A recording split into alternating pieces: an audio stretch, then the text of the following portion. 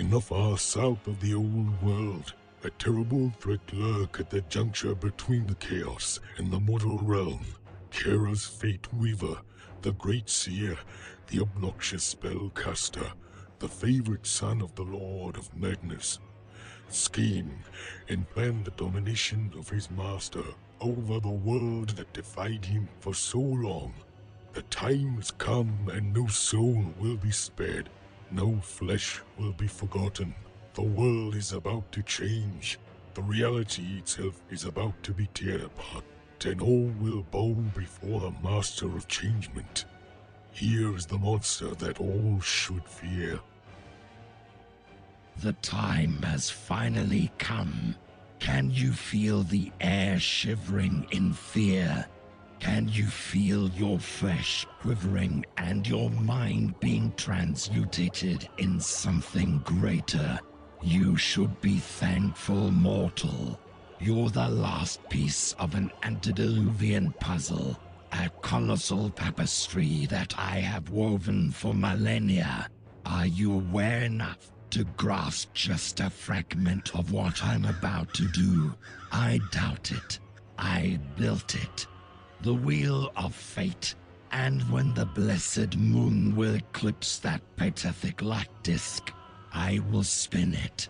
The forces of my enemy will crumble, their strength will waver, all their best warriors will mutate, transform, and scream the joy to be a part of the new Chaos Order.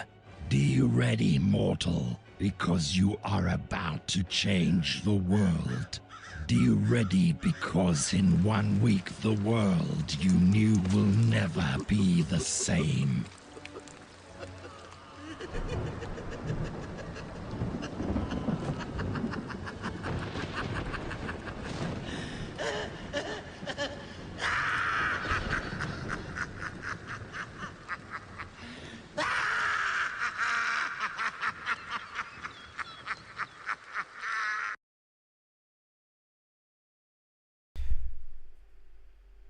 Well, hello there, ladies and gentlemen. Tactical Lich here. We are back for another scrap on Total War Warhammer, and this time we have a tournament hosted by our Night Crew's very own Rainy Frog. Yes, I won't be hosting this tournament. Instead, it is a fellow clanmate of mine. And yeah, this is one of the first few tournaments he's hosting, so getting some fresh ideas for the tournament scene for sure, because we are having a memed tourney. Time to see some good RNG indeed. So basically the format is mostly RNG decided. As you can see here, we have a wheel of fortune for both faction picks, lord picks, and unit picks. Actually, all three of those actually. So basically each game every player will have to spin the faction wheel to decide which faction they're playing on. For example, here we have, okay, we landed on the Bretonians, yeah. But yeah, I'm actually not playing in the tournament because we have quite a compact schedule today. But yeah, I'll just be showing you guys how this thing works. Okay, so Bretonian, so we have the Lord wheel and the unit wheel over here. For the Lord wheel, we have this, deciding which Lord we're picking. And that's gonna be my beloved Rapunzel. I'm going on a good fortune today. I mean, like, I know Rapunzel isn't like a meta lord, but I do love her a lot, so I simp for Rapunzel, you can say.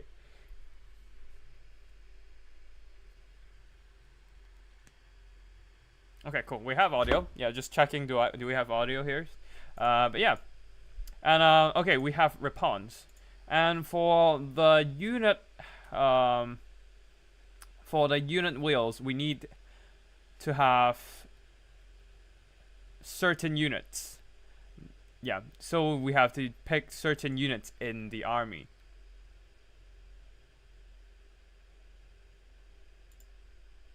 And that means we'll have to spin this twice, Bretonians. Field freaking trebuchets. Please don't be mounted yeomen. Okay, field trebuchets is something I can still deal with. And then spin again.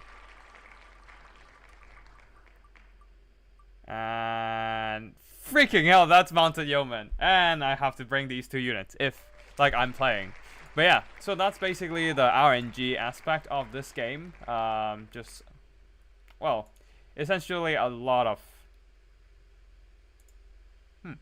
essentially a lot of RNG.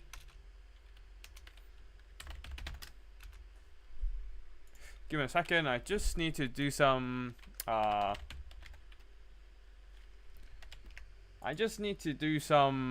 tournament admin.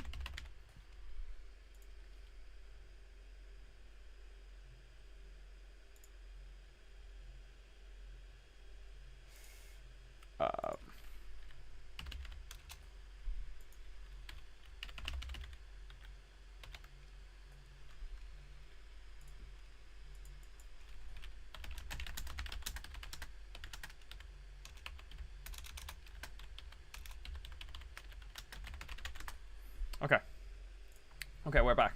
So basically, yeah, mostly all these unit picks and whatnot are decided by the RNG, designated, basically a bunch of units designated by Rainy Frog, and you don't usually have the greatest choice here, as we're gonna see a lot of meme units, I do believe. High elves, what do we have?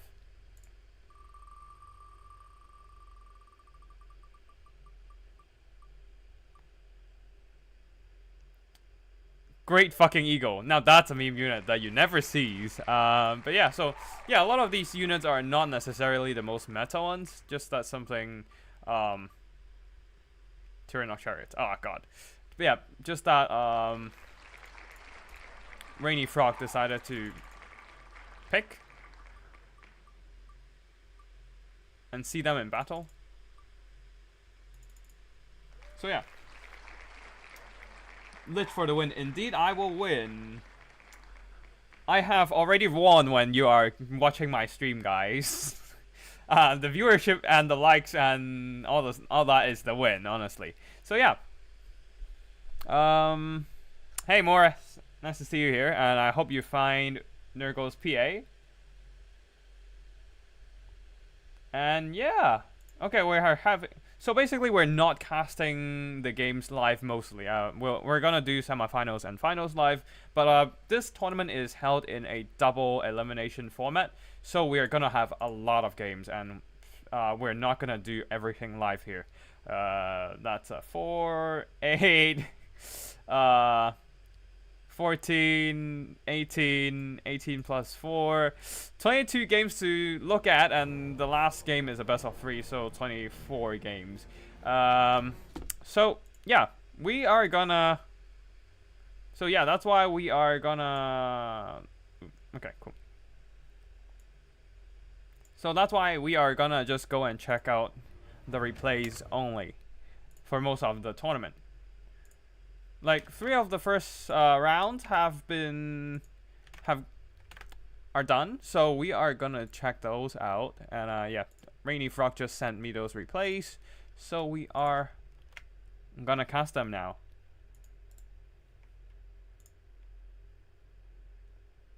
Okay, let me just copy and paste everything, and we're good. So, Spoof versus Rainy Frog, round 1. Where I assume they got Valkyria the Bloody and a Chaos Giant. And they're forced to take Forsaken too.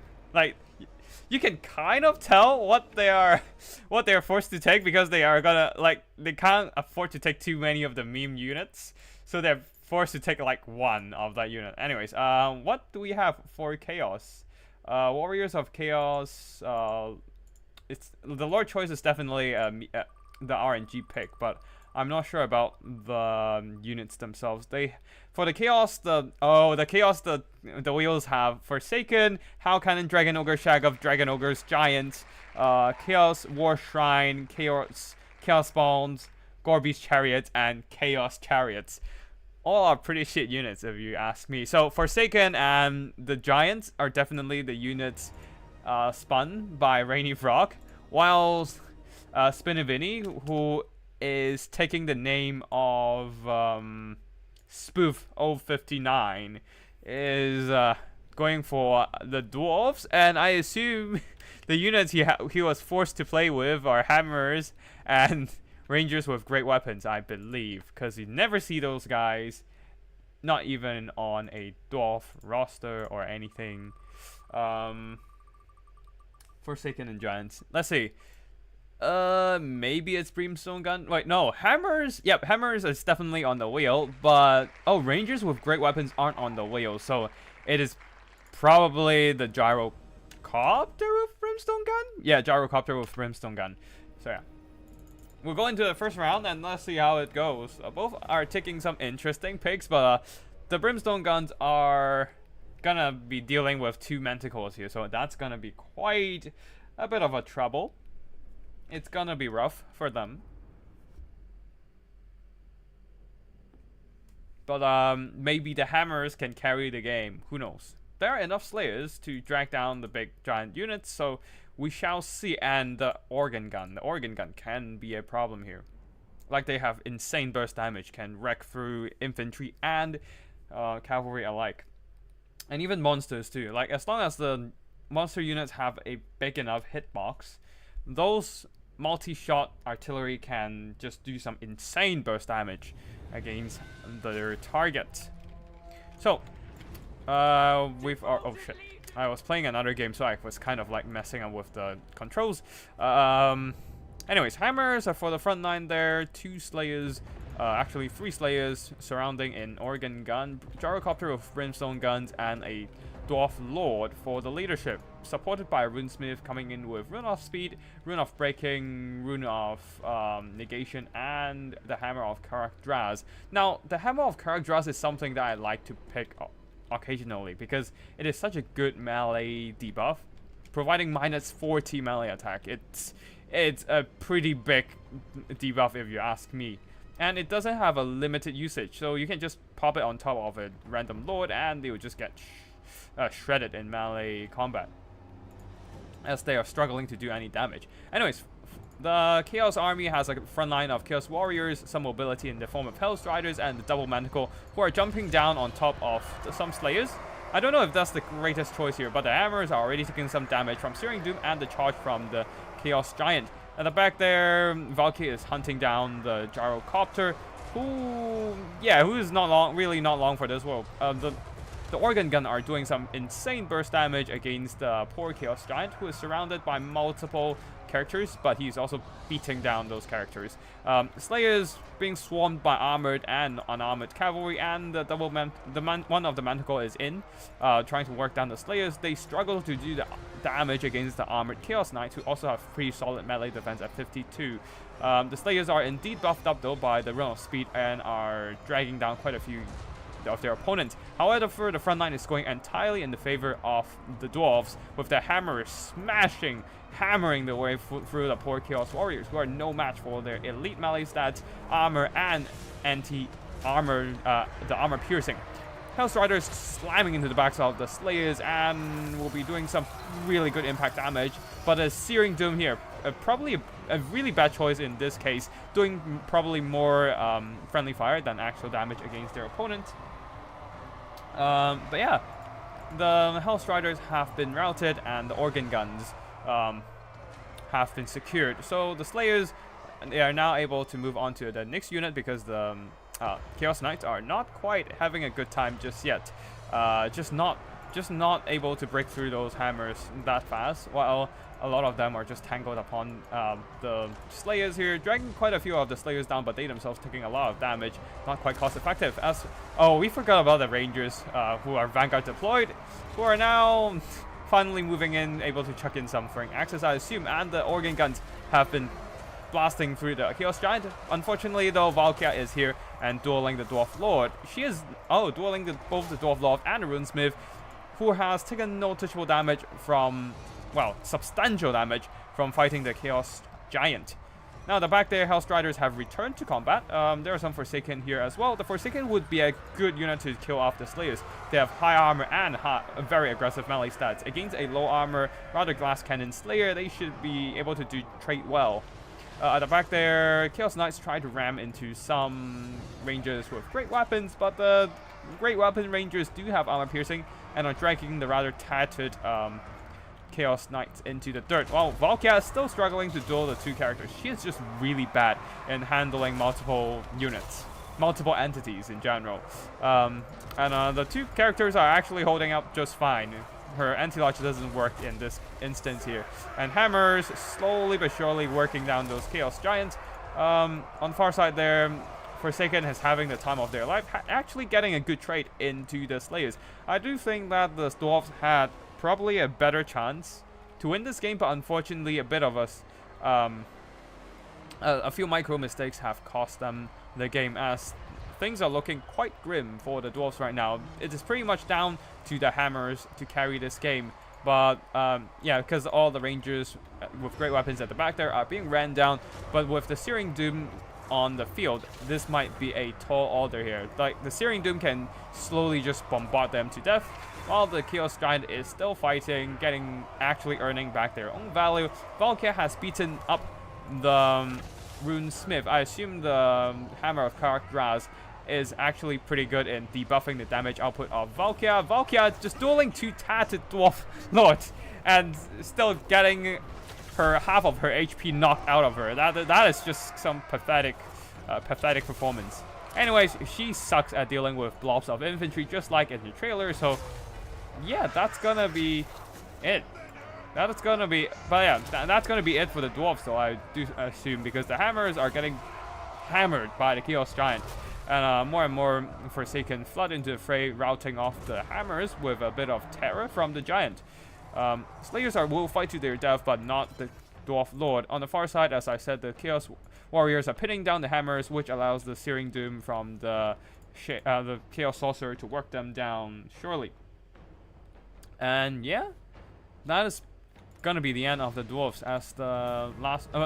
That's gonna be the end of the Dwarves as the last of the Slayers got worked down. However, the Hammers did do pretty well here, earning back most of their worth. Actually.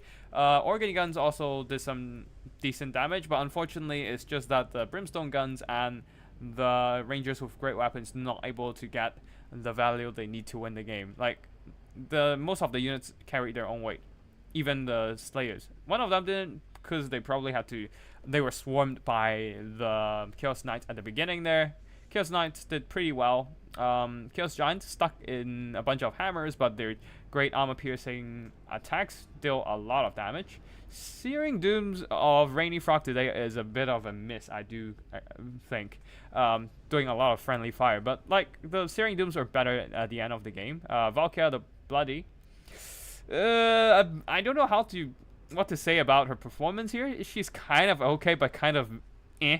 Like, she was fighting two dwarf characters who are on the verge of death, and she still got half of her HP taken out. So it's kind of a, I don't know, weird scenario. Anyways, the Chaos Warriors got crumped, and but the Forsaken earned back their worth by fighting those Slayers. So we have the first battle done, and Rainy Frog will be advancing to the next round, while Spoof will be dropping into the losers bracket. The next game here we have Warriors of Chaos from Moore with a few Regiment of Renowns. Okay, they probably got the Dragon Ogres. There has to be. Oh, they probably got Dragon Ogres and the weird and Chaos Spawn. That's why they were forced to take the what are their name again? The Regiment of Renowned Dragon Ogres and the Weird Spawn. A line of halberds and some 3 Marauder infantry, the Knights of the Brazen Throne, and Archaon the Ever Chosen leading the army. What else? Yeah, the Summoners of Rage. And on the other side, things are blasting in. Let us just go to the pause, because I need to check which units does the Tomb King's army have? Tomb Kings. The Lord Choice is a Grand Hierophant Katap. It's a pretty good unit, honestly. Let's see. Cameron Warsphinx Necrotect, Hero Titan, Tomb Prince, Skeleton Chariots, and okay, they got Screaming Skull Catapults, forced to bring that unit. Oh no, they got Casket of Souls, forced to take that unit, I assume. Also, there's a bunch of Necropolis Stalkers. So if they're Necropolis Knights, then they're probably forced to take those. No, Lich Priest of Death. Oh, they're forced to take the Lich Priest and a Casket of Souls. There's indeed a Bone Giant though, and it is quite a good unit, honestly. But yeah, Lich Priest, you never see these guys. Ah, beautiful. Forced to take a Lich Priest and Katep. Ah, boy. Lich Priest and Casket of Souls. Cool. Cool. Thanks, more. So army lines, we have a line of Tomb Gods with halberds. Wait, who is their opponent again? That is Dr. Nerd. Okay, so a line of Tomb Gods with halberds, 5 of them, in fact, backed up by the Kepra Guard. Leading the army Kateb, we have Sepulchral Stalkers and a Lich Priest of Death, and backed up by some spears guarding a Bone Giant. The Bony Giant will shoot into the Chaos army, and the Casket of Souls needs to do a lot of damage against the Halberd Warriors as well. A bit of a targeting issue here. You shouldn't be targeting any troops in the forest. Instead, just target the exposed ones, maximizing your damage instead of getting your shots blocked by freaking trees. Bone Giant also needs to start shooting. They are aiming at... I'm not sure what they're aiming at, but yeah. Oh, okay, Cascade of Souls now going after the Knights of the Brazen Throne, but that's probably a better unit for the Bone Giant to target.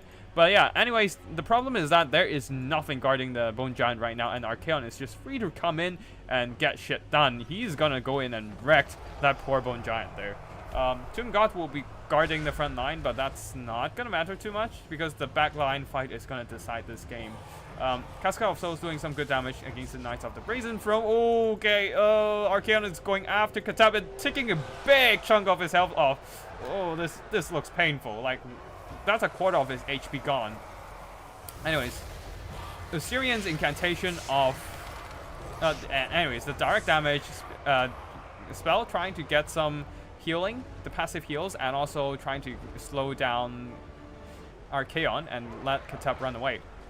Now, the Chaos Warriors are wrapping around. Infantry-wise, the Tomb Gods are holding, but there's nothing to guard the rear here. Such a wide army of the Chaos Warriors. So flooding over the back line. The Cascade of Souls is already dead, all thanks to the Summoners of Rage charging in and just beating the crap out of it. And yeah, Naru's Incantation of Protection giving the Tomb Gods a bit of a physical resistance, helping them tank out the damage from the Chaos Warriors. But really, the main concern is this guy here. Archaon the Ever-Chosen hounding Grand Hierophant Kateb, and there's nothing he can do about it. There are no units to guard him, and he's constantly harassed by enemy units, just spamming those Lore of Nekara spells, just trying to get those passive healing in, but that is not enough to sustain Grand Hierophant Kateb, and he will indeed crumble away. Another Spirit Leech. Oh, this is an aspect of Dread Knight here. I'm not sure why is that cast here, but that doesn't matter anyways. Oh, aspect of Dread Knight trying to give Kateb a little bit of terror, but that's not gonna matter anyways, as the front line of the Tomb Kings have been roasted by a Burning Head. Like, Tomb Guards are said to be armored, but they are just relatively armored for Tomb King standards. They still have shit armor at 55, so they will still take a lot of damage from a properly placed Burning Head. And indeed they did, and they are crumbling. While at the back here, Skeleton Spears bombarded by some very nasty Searing Doom, and that's pretty much game for the Tomb Kings, I do believe. Kepra Guard will fight for a little longer here, but getting smashed by Weird Spawn. They don't have the greatest armor, especially after debuffed by the armor sundering. And yeah, they are just kind of naked right now with 40 armor spawned by Chaos Warriors, Marauders, and Weird Spawns who have great weapon strength as the Chaos Spawns. And Archaon is taking some stupid damage here. I assume it's just a lot of Spirit Leeches coming in, but over time, the Summoners of Rage and Chaos Infantry work down the fragile skeletons, and that's going to be game. And to Vojovich, the bad part about my army versus Morse is that he got a anti-large unit, a unit that kills low armor things, and one of the best dueling units in the game. Yep, indeed. Archaon is Archaeon is a very rough pick for you, honestly. Like, if it is I don't know, like, probably better, like, if you're taking Cetra, you'd probably be fine. Let me think. There's also Archon the Black, who can possibly be fine if you can keep him on the run and prevent Archaeon from catching up, but it's rough. Archaeon is a very strong lord in this meta. Now, the Summoners of Rage did a lot of good damage. Knight of the Brazen Throne, not so much, and the Weird Spawn has been left out of combat for the most of the game, only coming in and smashing the Capra Guard in the end. Mostly just the wide army of the Warriors of Chaos managed to wrap around and destroy the backline, shutting down the Cascade of Souls and Bone Giants, preventing them to do any more damage against the Warriors of Chaos army. You can see that their damage were very limited. Although the Eyes of the Desert did do some good damage over time, but overall just not the greatest battle for that Tomb Kings. Alright, anyways, we have Storm Runner versus Salinator next. And I believe that Norska was forced to take Familiar Warriors and a Mammoth, because you can tell the rest of the units are pretty standard. Throg, they did got a pretty good like Lord choice, getting Throg in the fray, but yeah, you can tell this is this is mostly like the Mammoth and the Familiar Warriors were like the picks of RNG. Larry Mad, what's all randomized? Basically, both armies have their Lord randomized from a list, a Wheel of Fortune, per se, set by Rainy Frog, and the units are also like every army needs to include 2 units that are decided by a Wheel of Fortune as well, selected also from a list provided by Rainy Frog. And the factions, of course, are randomized, so nobody has much say about what they're getting. Now, for the army built here, the Beastmen, a front line of Angora Herds, and then some Razor Gore chariots. Not bad of a unit. We have the Blood Brute Behemoth. Wargore! Okay, this has to be something from... The Wargores has to be something from the mother freaking list. They did get a good pick, though, getting Morgor the Shadowgate. He is a pretty good lord. Anyways, Wargore, yeah, Wargore is on the list. And also, I assume the Tuskor Chariot as well, because you barely see these guys, barely see any chariots these days. They are still kind of weak in the current meta, but they do have the Blood Brute Behemoth, and it might just be able to carry this game against the Norskins. Having also the Koroksman Rippers to provide some anti-large holding power, and then a bunch of Warhounds and Santagors, Brave Shaman of Wild Magic, or Brave Shaman of Trade again. Oh no, there's also the Mantle of Gorok. I do like seeing this spell. It is some ridiculous damage boost, like minus 30 armor for plus 50% weapon damage and plus 40 melee attack. I've made like a meme army build before with this spell, and it was pretty fun to use. Now on the other side here, a front line of Marauders here, flanked by some Norscan Ice Wolves, Skin Wolves, and yeah, 2 Skin Wolves, not 4, 2 Skin Wolves, Soul Crusher, the Mammoth, and also a Shaman Sorcerer of Death, supported by Throg, led by Throg, the Troll King. Yeah, and yeah, there's the Familiar Warriors with great weapons on the flanks there. So, yeah, some pretty niche picks of armies, we shall see. Angora Herd rushing into the Marauders should be able to, like the Angora Herds will be beaten down by the Marauders, especially when there's Marauder champions in the front line. Norscan Ice Wolves needs to back off because they don't want to get caught by the Angora Herd, while the Marauders will be marching in. Skin Wolves will trade well into the Santagors, so there's that. But yeah, the Gorgon is just gunning for Frog, and perhaps they should actually beat the Soul Crusher first. But the Gorgon is gonna beat down Frog for sure. Both has anti-large, but the Gorgon has more melee attack buffs. Frenzy is activated on this guy, and there's a ton of healing. He has more healing than Frog. 0.2% regeneration, Frog only has 0.1%. And over time, ooh, but there's the Soul Crusher coming in, smashing the Bloodroot Behemoth. They need some help to deal with the Soul Crusher, so the Wargor is here. Morgor is also here beating down the Soul Crusher, and the Soul Crusher doesn't have healing, which is a big problem for the Norskins. Like, their good units are the ones with healing, so... But they do have a damage resistance plus 40% with the Enrage ability, so that will keep it in the fight for a little longer. Having the Murder Champions fighting next to them would also help. They're just crushing some of the Gorok's Men Reapers right now, while at the back there, Throg is receiving a beating. Bloodroot Behemoth is fighting pretty decently, as the Marauders are being slowly worked down. Tuskor Chariots and the Grey Shaman will be Psycho Charging, while on the flanks there, Centaurs got collapsed by the Skin Wolves here and will be crushed, kind of.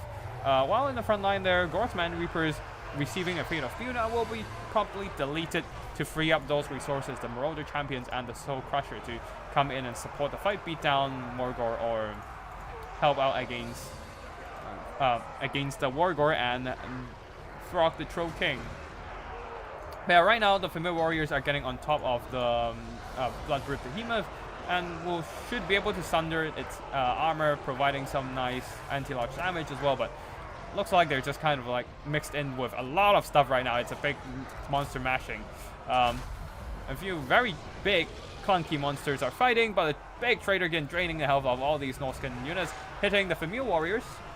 And Norskin Ice Wolves hitting the Soul Crusher and Throg as well, just draining a lot of their HP, giving the Beastmen a quite decent lead in balance of power. At the back there, Chaos Spawns have been summoned into this reality and will be beating up some poor Murdered Champions. Morgan the Shadowgate is holding. He does indeed have regeneration and will be tanking out some damage from even the Soul Crusher. And yeah, Throg is not having a good time. But good news is that the Bloodroot Behemoth has his heal cap in sight. The thing is that Throg doesn't have the greatest HP left right now. Familiar Warriors also does not have any healing. And now with all these units clumped up, another Traitor Kin will pretty much decide the game, as Throg has been terrified away by the presence of the Bloodroot Behemoth, allowing the Bloodroot Behemoth to chase him down. Ooh, a nasty throw over there. And ooh, yeah. That's a painful throw. Just give me a second, just closing down some stuff.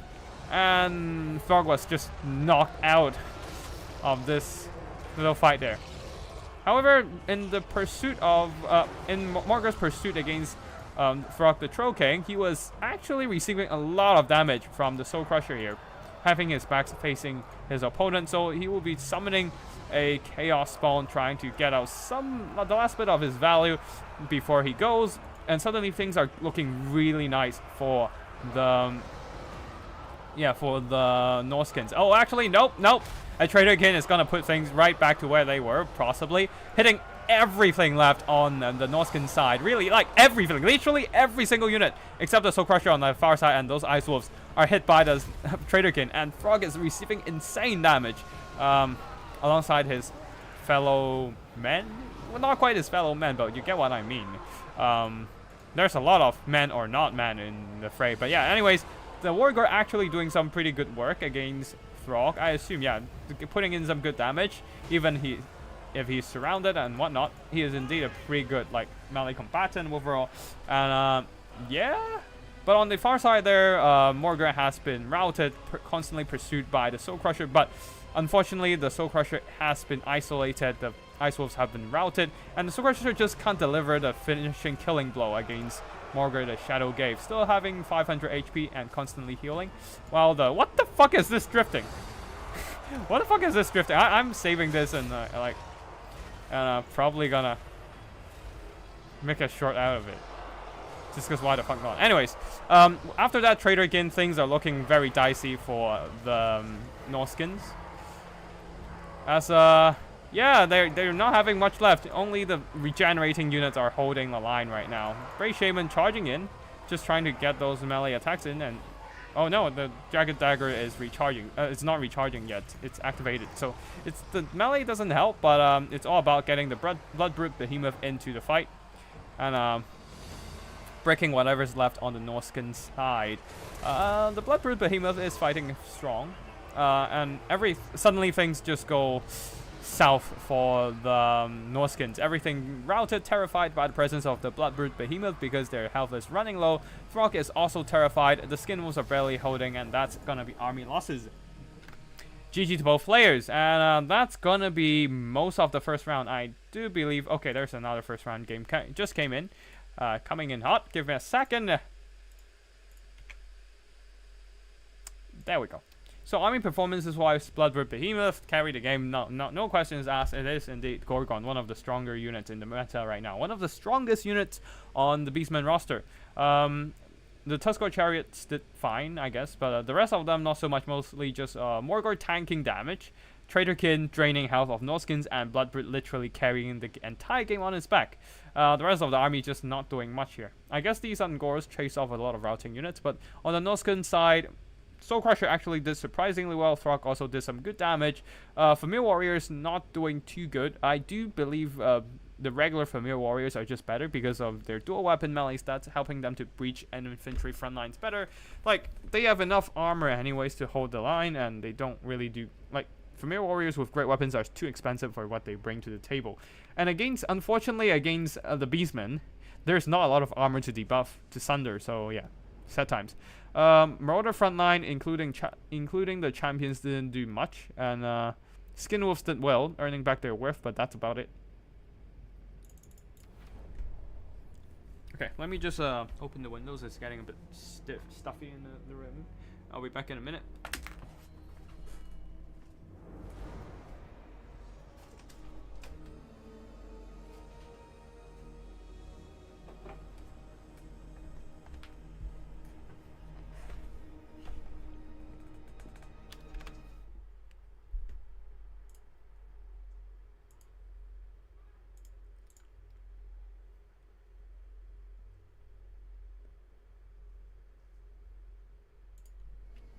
Alright, I'm back, and we have a battle between Sipa, I believe, and...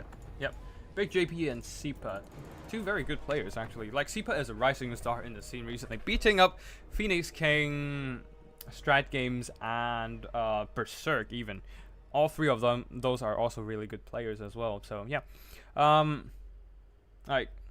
Big JP is also really good, definitely has better micro than me, but Sipa also has great potential, so we shall see what happens here. The High Elves bringing a Narian, the generic prince, plus Sun Dragon and Frostheart Phoenix. I believe those two units are on the wheel, having a couple Sisters of Avalon, 3 Loven Seagot, 5 Spears, providing a lot of missile fire today.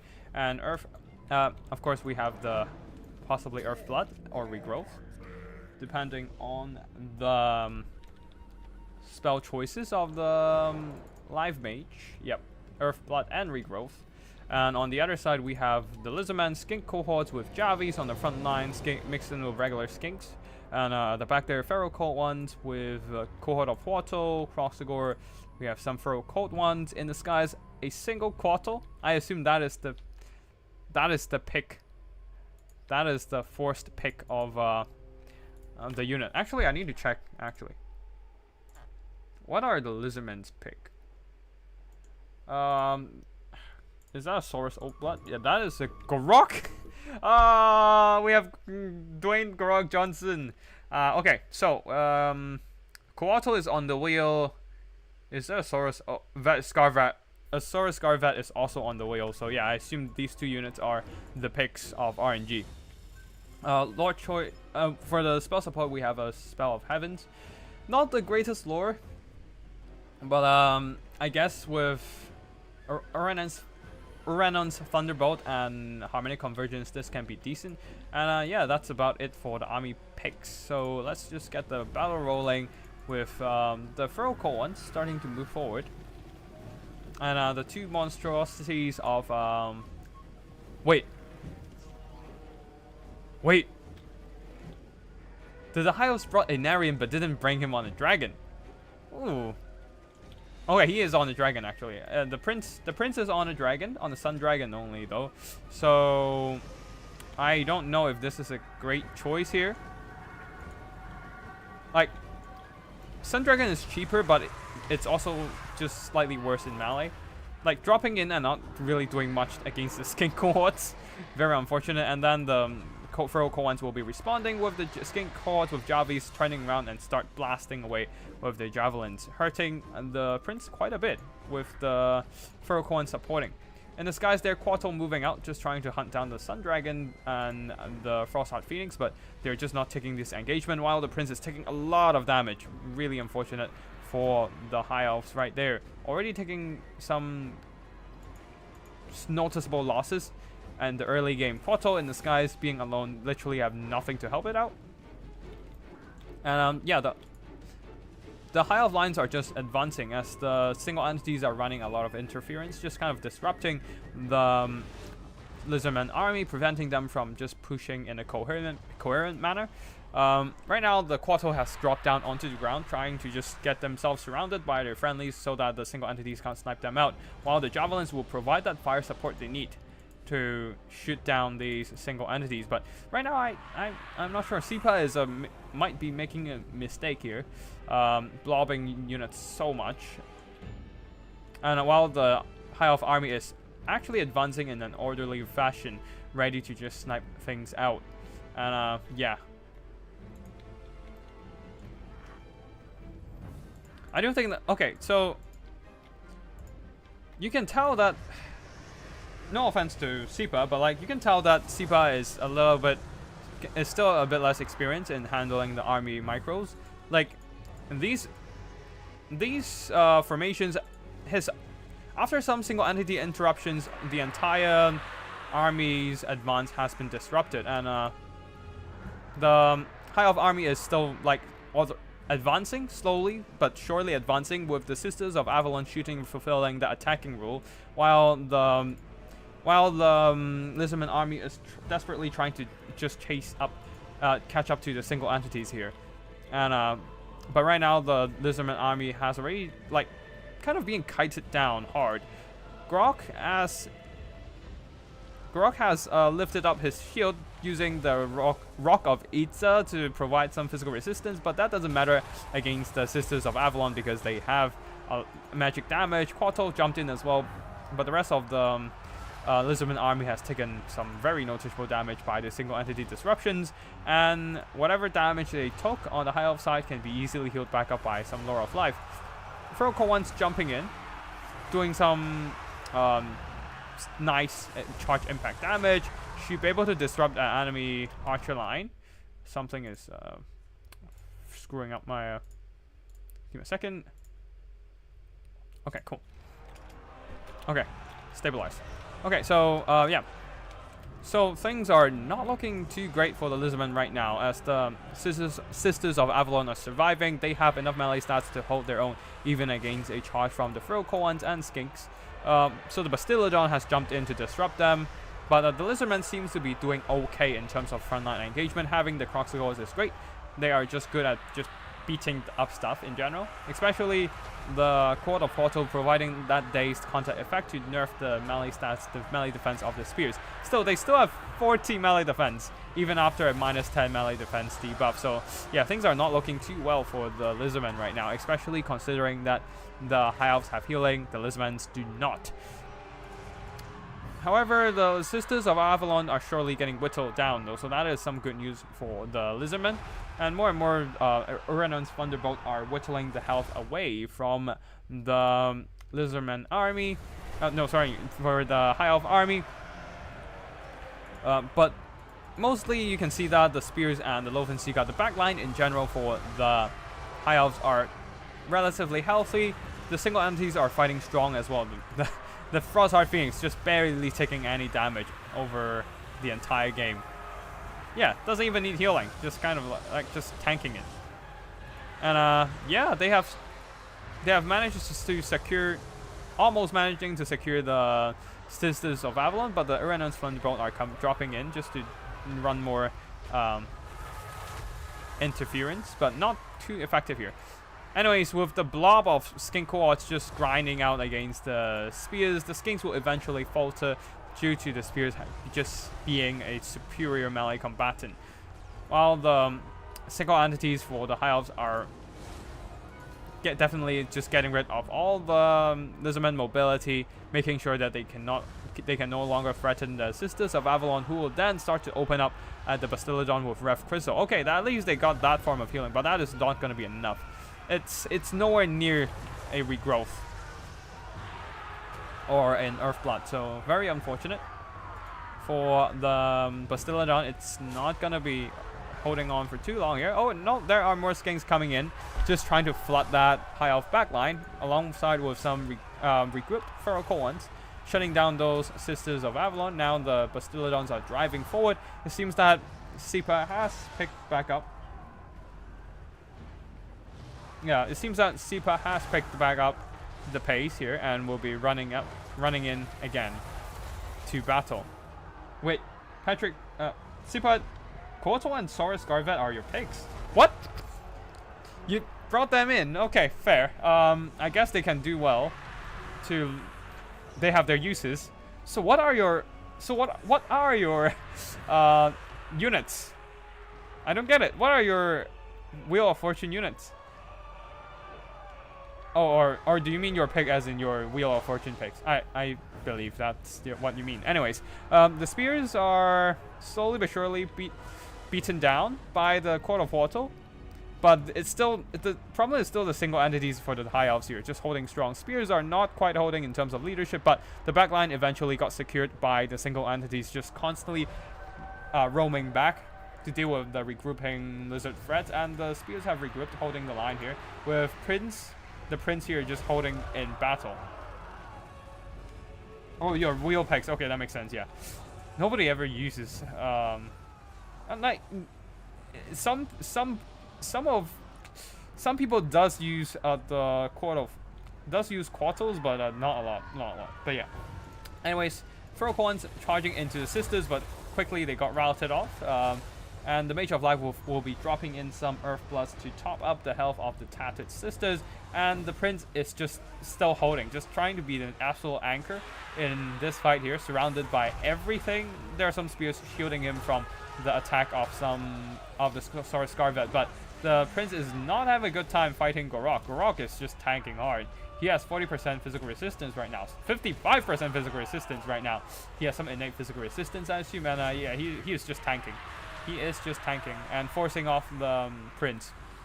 And yeah, it seems that Sipa is has recovered pretty well. I did thought that Big JP would have this one with at the beginning here with a very nice disruption, but right now with the spears faltering, the staunch line of spears are no more. The High Elves are lacking anything to protect the Sisters from the constant harassment of such a wide Lizardman army. Sisters do have indeed good leadership, so they are not routing, not going after the white line just yet, but they're taking a lot of damage, are unable to fire. And Court of Hortal are jumping in this time, so yeah, things are not looking too good for the High Elves despite having great balance of power. Yeah, balance of power is drunk again. But yeah, it's pretty much just these three units holding on to the balance of power here for the High Elves. The constant healing is just might just prove to be too much for the Lizardmen and might just be crushing them in the end. But right now, there is still hope, as perhaps they can just finish off one of the single entities, force it off the white line, and then get back into the game. But yeah, the balance of power is not suggesting anything well for the Lizardmen right now. They might be able to claw back. They might just be able to claw this back. Shield of Aeons providing that extra armor for Quartal. Oh no, for Gorok? Okay, but yeah. The Quartal have some laser attack animation on the Sun Dragon, and the Lizardmen are slowly but noticeably drawing back that balance of power as they are ganging up onto the Sun Dragon, beating it down. Ooh, this is a good scrap. Sipa is doing well in this fight. Like, you can tell there are some micro mistakes at the beginning, but it is not something irrecoverable. And actually, he has pulled off a good job in just rushing the High Elves, crushing their front line, and disrupting their Sisters of Avalon over the course of battle, using the numbers of the Skinks and the Feral Coat ones to good effect. Now, unfortunately, the Skin Claws are terrified and will probably run off the battlefield. Or maybe they can barely recover in front of the white line. I don't know. But right now, the Frostheart Phoenix are not having too much trouble in the fight so far. But the Prince is not having a good time. A Breath Attack is dropped onto the Quarter Portal. But unfortunately, the Sun Dragon Breath Attacks doesn't have the greatest effect against monstrosities. And the Prince is getting beaten up by Garok. Oh god, Garok. Like, Garok is a meme lord. Nobody ever uses him because he is a Foot Lord. And Foot Lord is kind of bad in this meta if they are not a spellcaster. But even so, fighting one-on-one against a melee specialist Foot Lord is very scary. Even against Garok, who is never used. Like, Foot Lords are not bad. Like, they're not... They do their job well, but the problem is that their job is not the greatest, not in demand. They're not bad. They're good at their job, but their job isn't in demand, so nobody ever takes them. Like, Garok can fight well in battle and other Foot Lords as well, but the thing is they just can't catch their opponents.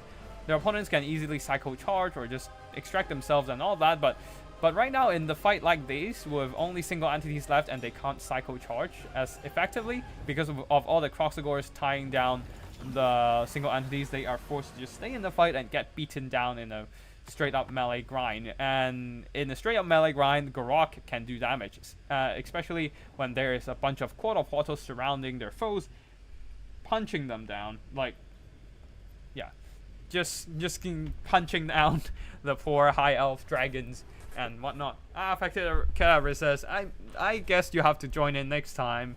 I will. You missed by like an hour, dude. So yeah, next time I guess. Yeah, overall, Siba did well. Siba did really well in recovering. I thought the High Elves had this, but eventually their Loven Sea God and their Sisters of Avalon got disrupted hard, and are eventually routed off by the swarm of skinks, who all earned back their own value. Thanks to their job, actually, yeah, thanks to their Javis and just hitting up the more expensive Loven Sea God and Sisters of Avalon. High Elves wise, the Prince went not on a Star Dragon. It's kind of meh. Like, Phoenix King love his Star Dragon Prince, calling it a Narian, because all his buffs combined can boost him to some insane melee prowess. But on a Sun Dragon, and I don't believe the Prince got most the Prince didn't have that many like items and abilities, so he was not fighting in full power. And a Sun Dragon is just kind of meh for a dragon. The Frostheart Phoenix did well though, just kind of tank damage forever. But not having enough resources to protect the sisters from the Feral Cold ones and the skinks is a big mistake here and cost Big JP the game. Anyways, that is the first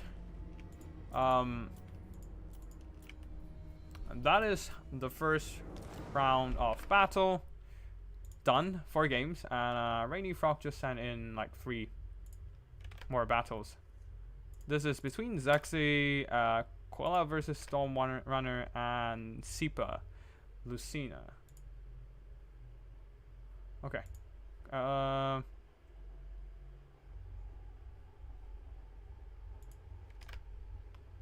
I believe there's also Nurgle's PA, Seapuff versus Spoof, Seapuff versus Lucy. Wow, okay, that's a lot of battles going already. Oh shit. We have a lot of games. Oh boy. Oh boy.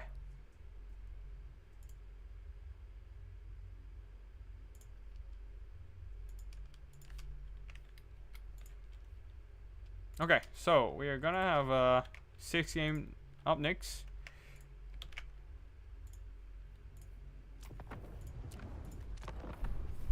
We might have to speed run some of this. Okay, Rainy Frog this time going with double gun crabs. One of them the Lamprey's Revenge, Rotten Promethean Gunnery Mob, and then we have a deck gunner, the Shadow Wraith Gunners, Sirens. I assume Sirens and the Shade Wraith Gunners are the 2 RNG units. We have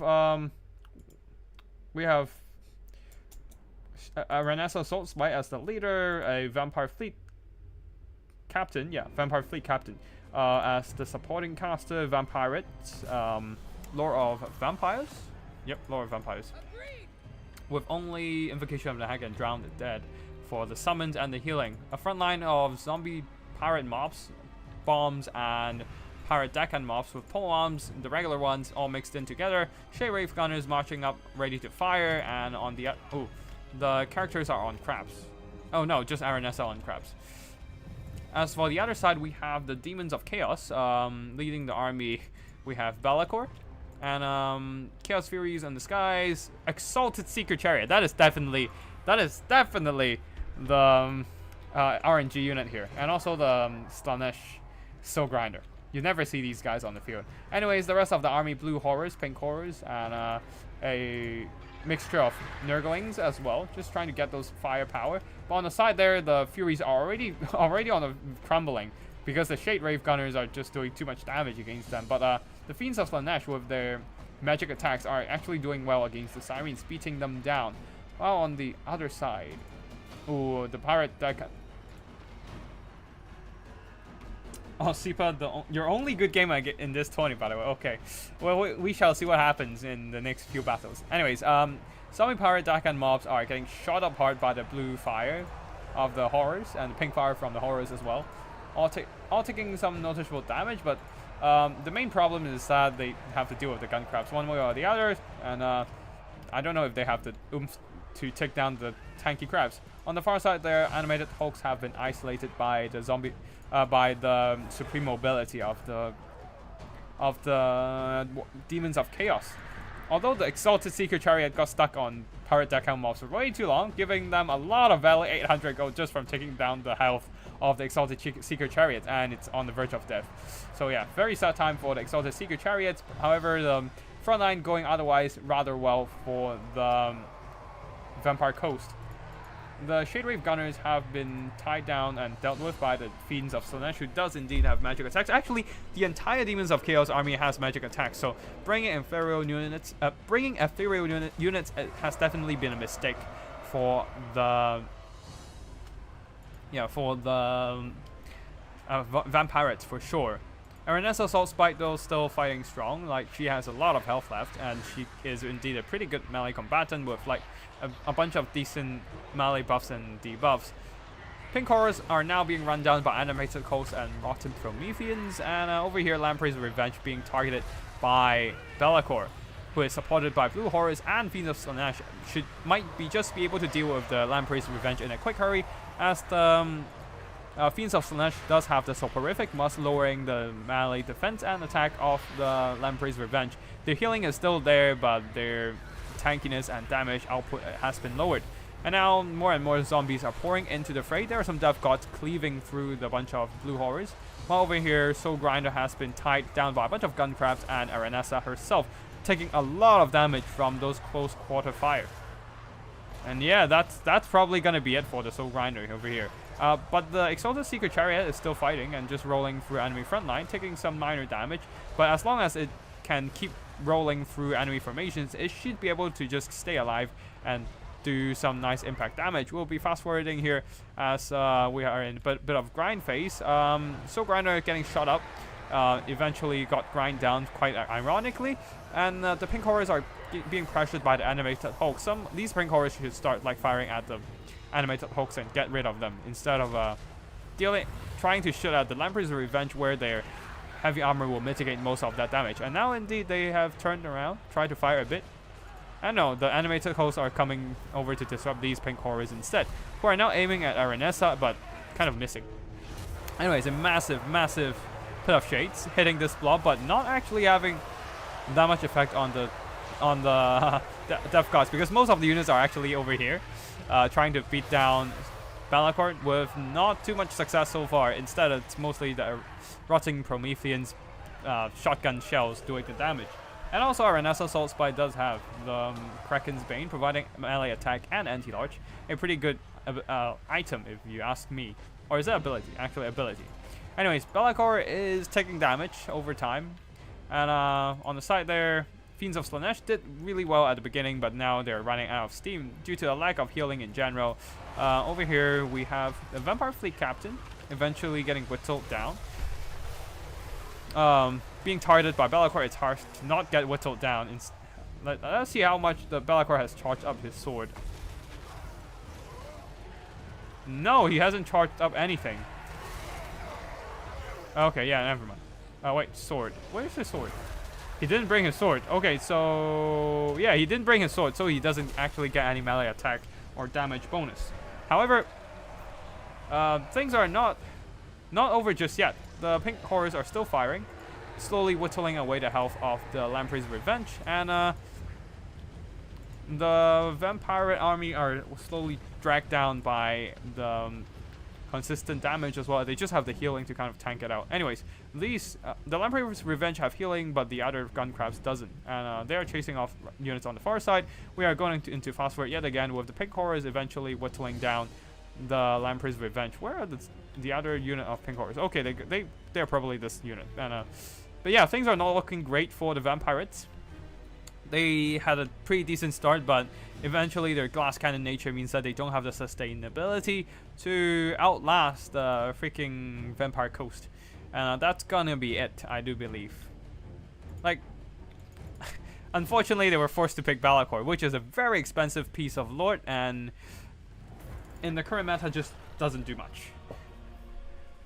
After he has been nerfed. But yeah. At least he doesn't do enough for his cost. Well, actually, no, I take back what I just said. 3,800 gold damage value, literally carrying the entire game on his own back. With the Soul Grinder probably the choice that was forced upon poor Zexy. The Soul Grinder just got wrecked. The Slanesh Soul Grinder is sad. It's just sad. Same goes for the Exalted Seeker Chariot. The Fiends did a lot better, just hunting down those ethereal units. But the rest of the army, not so much, especially one of the Wraiths here, getting blasted by the Shade Wraith Gunners. Blue Horrors did okay though, and the Nurglings did meh damage. As for the Vampire Coast here, we have the Death Gods doing some good damage, but the Gun Crabs did really well this time. They did accounted for a lot of damage against Be'lakor and the Soul Grinder, so I guess that explains. And yeah. The rest of the army didn't really do too much here, except this zombie pirate deckhand mob with their pole arms. Did a lot of damage. Definitely the one unit that killed off the poor Exalted Seeker Chariot. But yeah, other than that, not too much value. Volkia did well in melee, but that's kind of expected from her. So next up we have Koala Duck, or known as Dragonborn on the squad, against Wood Elves, being forced to take Manfred von Karstein and a Terrorgeist. Now, I'm not sure what other unit was he forced to take. Is it the regular Corpse Guard? I don't know, actually. There are 4 Grave Gods, though. One of them the Stonesman. 2... Oh, these are just regular Corpse Guard, I think. Yeah, and then for zombies, Manfred von Karstein. On the other side, Wood Elves being forced to take Orion, going for the couple dynamic here, getting Ariel as well. Okay, let's just check. Okay, these are the Balefire. Okay, so it's probably a Corpse Guard being forced upon him. Anyways, on the other side we have Blade Singers. Very expensive choices to bring against the Vampire Count. Anyways, at the back there, oh, this is gonna hurt. Lost Silver Knight and the Wild Hunters of Kurnus.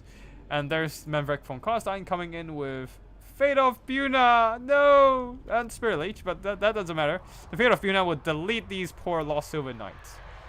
Just watch them go down so fast. Nothing's gonna save them. I can already see the sad end of the poor Wood Elves at this point. The Stonesman will trade okay into the Blade Singers.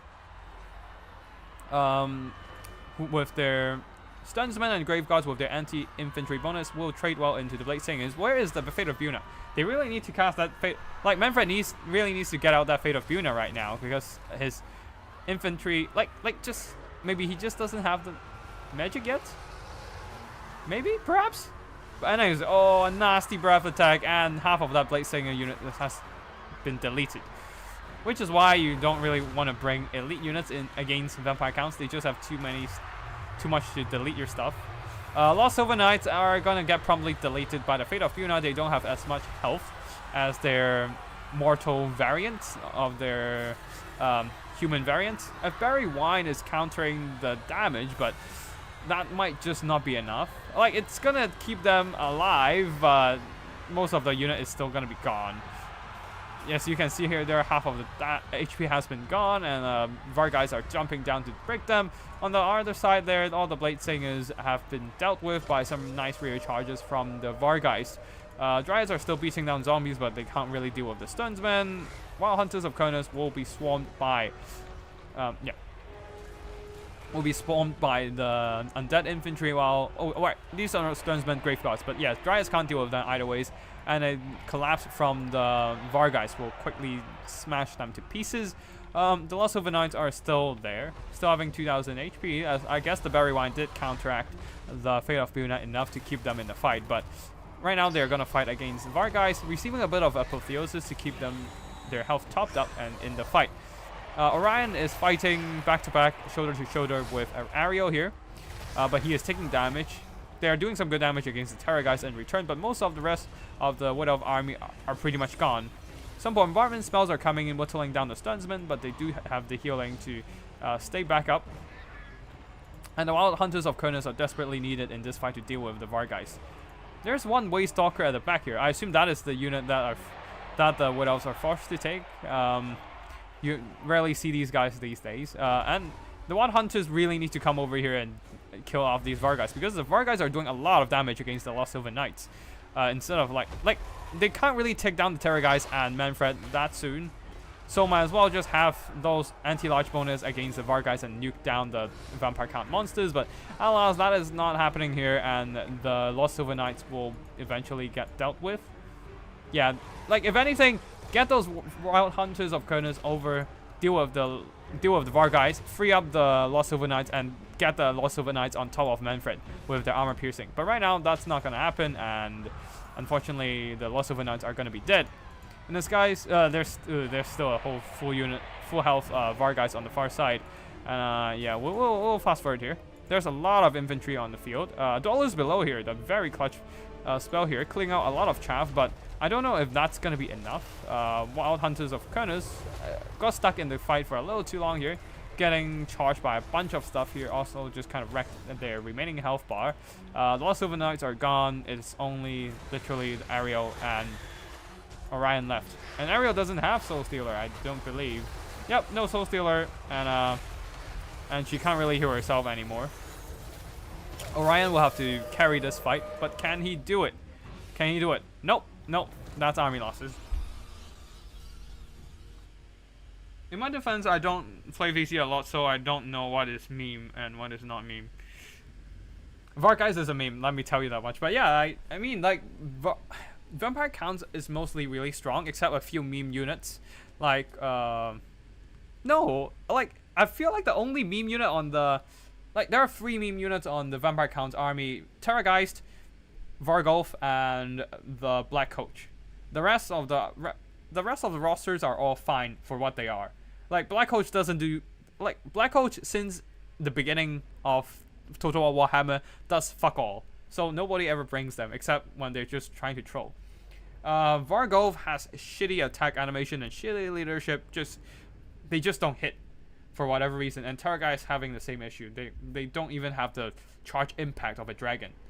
They're more like a wyvern. But like, anyways, Terrorgeist did some good damage, and these Vargheists just wrecked the Lost Silver Knights and got a lot of damage dealt. They do have Frenzy, I believe. Anyways, they are a good damage dealer and did some good damage overall. And the Stunsmen did well. Their heavy armor and their anti-infantry bonus did well against the Blade Singers. Now, why did I say the heavy armor did well against the Blade Singers? If you caught a glimpse of the Blade Singers, I mean, I had the mouse on them for a few seconds there. They turned on their boosting base weapon damage stance, so they don't have as much armor-piercing damage as they normally would have, and that allows the Stunsmen and the Grave Gods in general to tank a little bit better against the Blade Singers. Overall, the Vampire Counts did fine here. Laughing Abyss, who is that on challenge? Laughing Abyss. Huh.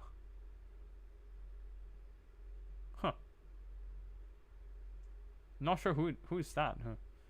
Anyways, they did well. Yeah. Anyways, let's just quickly go through a battle. Orion did well. Ariel did well as well. Two very strong melee combatants. The rest of the army, not so much. Lost Overnight and the Wild Hunters of Kurnos could have used a bit better in terms of micro there, but that will take some time, I suppose. Not sure who Laughing Abyss is, but yeah. Blazingers did pretty decently. No, actually they did shit in this one. Getting like one got blown up by the breath attack from the dragon. The other got smashed by a rear charge from the Vargeist. Waystalkers did some decent damage, and the Dryads are kind of meh. They can't do any damage against the Grave Guards. Oh, okay. Laughing Abyss is Stormrunner. Oh, rip. Man.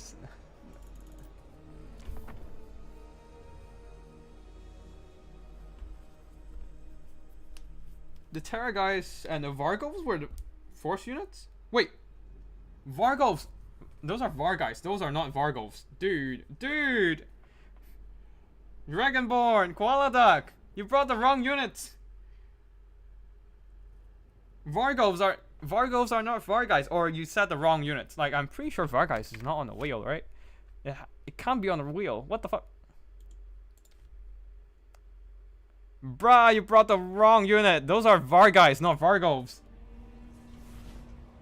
Oh shit, Rainy Frog, the semifinal is already on. Okay, shit. Okay, we'll cast the semifinals first. And then we'll go back to the games. No, I'm skipping this. We're going to semifinals first.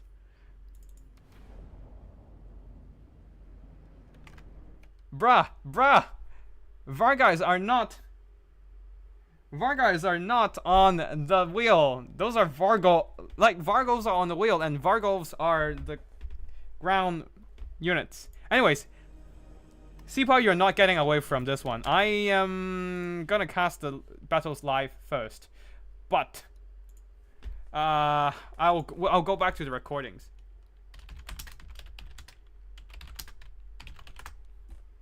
Yeah, I'll go back to the recordings later.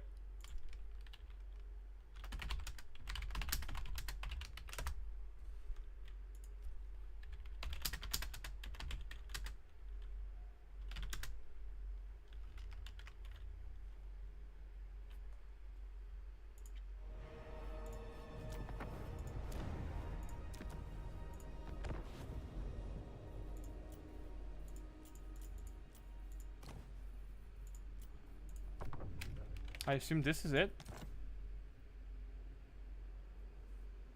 Oh shit, I forgot.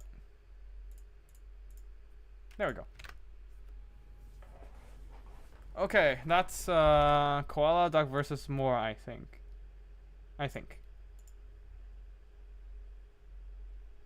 Yep, Koala Duck versus Moor, and the losers bracket is still ongoing, so we can just look at the semifinals first.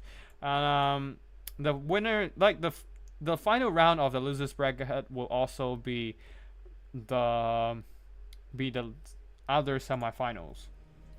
It's gonna be Grand Cathay versus Bretonia, and I do wonder what they would bring.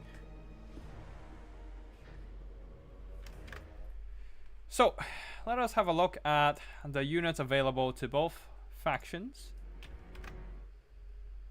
Like, lower choices are just kind of those, so like we can't really talk about them. So instead, we'll be looking at the window capture, and let's just put the screen blocker below that. There we go. Okay, cool. Okay, window capture on, and we can have a look at the army units. Oh, Peasant Archers, Alchemists, Astromancer, Celestial, Dragon Crossbows, and Wuxing War Compass. I do think that Peasant Archers is not a bad choice for the Cathay army. So that might be an oversight, but then like most of the Cathay roster is pretty solid. So you can't really say anything is a bad choice. Maybe the Wuxing War Compass and the balloons, but that's about it. As for the Bretonian army, Paladin, Foot Squires, Battle Pilgrims are pretty solid, so I don't think it belongs there. But Mounted Yeoman definitely is there. Knights Errant as well. Pegasus Knight's rather fragile and doesn't have the Lady's Blessing, so also counts. So yeah, that's it. So I'm just gonna drink some water and let's see where it goes. Oh, Peasant Yeoman. Oh no! Oh no! Morgoth the Lord! The generic Lord of Bretonia! Oh no! Oh, sad times. Oh god. I mean, like, both players know what their opponent will bring in terms of their random units. So it's fine if I just announce those. The Lord of Bretonia is the Lord. The generic Lord. I don't know what he's gonna take with. Yeah, what kind of loadout will he have? But yeah, it's just a generic Lord. And then we have, I assume, Pegasus Knight and Mounted Yeoman. As for Grand Cathay, also a shitty Lord. It's Lord Magistrate. You never see them. Is it gonna be the balloon? Is he gonna be balloon or on foot? Now that's the real question. Alchemist as well.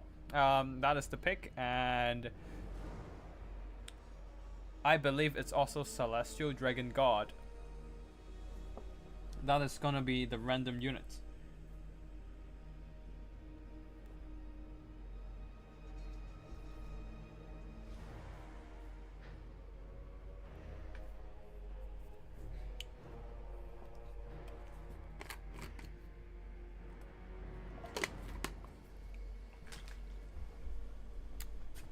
Balloon Boy.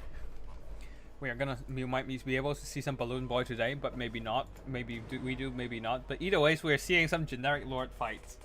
Let's go. This is ridiculous.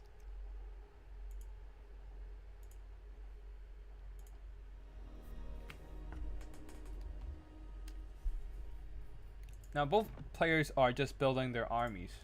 We shall see what happens there.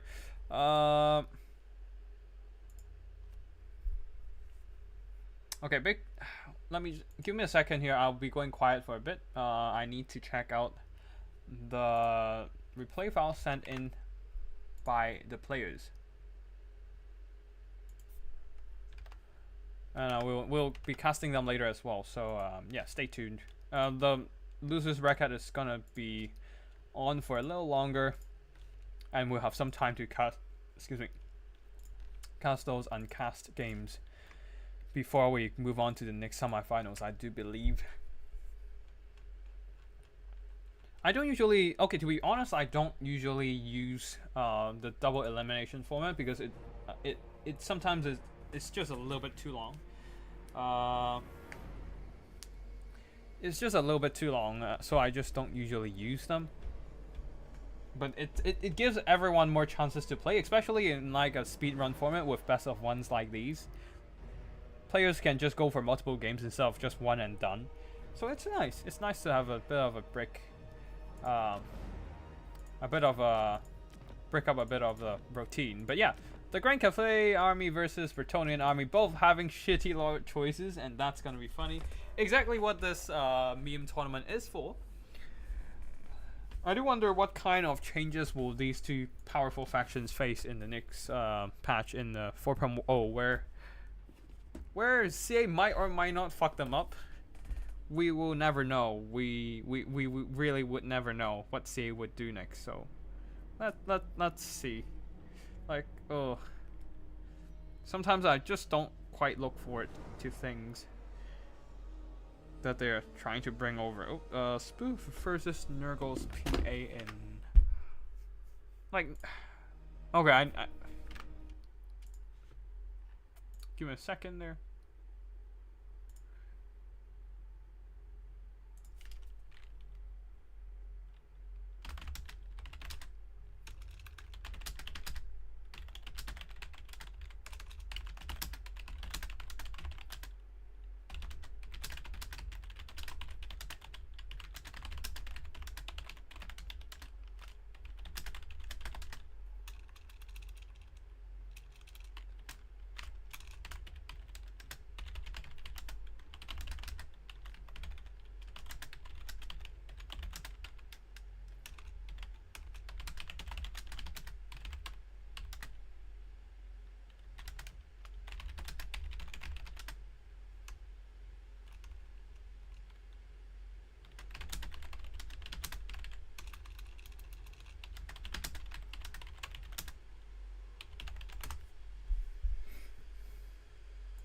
Okay, so Koala Duck is done.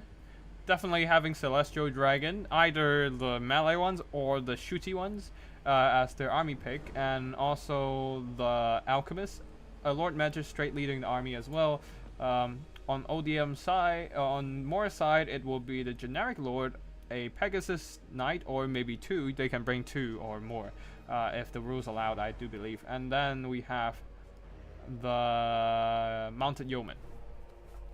Not at all bad, I guess. It's a cheap mobility that can run some disruption against the Cathay army, but we shall see what happens. We shall see what happens.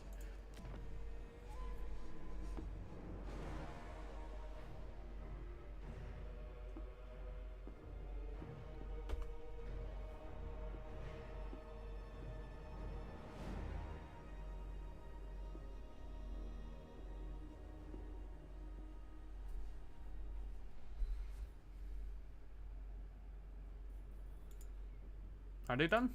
No, there's still like some gold left on Bretonia side, so we have to wait a bit more.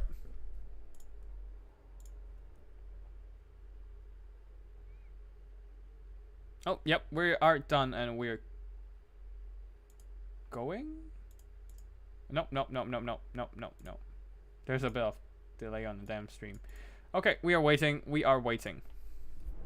Grand Cafe is done. Bretonia is still picking, trying to use up the last of their funds. Well, having a cheap lord doesn't help, because you don't really want to invest the lord. Like, you don't really want to invest in the lord. Just trying to get out as much as possible on him, but he still doesn't cost much, even after you load him up with stuff. So, yeah, we shall see what happens. I do think that the Cafe army doesn't want to go balloons in this matchup though, because of all the air options for the Grand Cafe player. It can be quite tricky.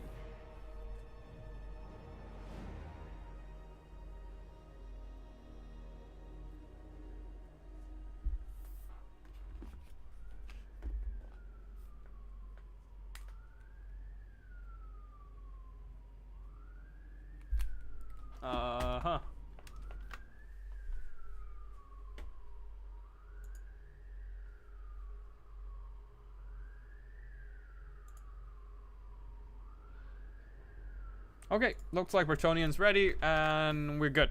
We're good to go, finally. Finally!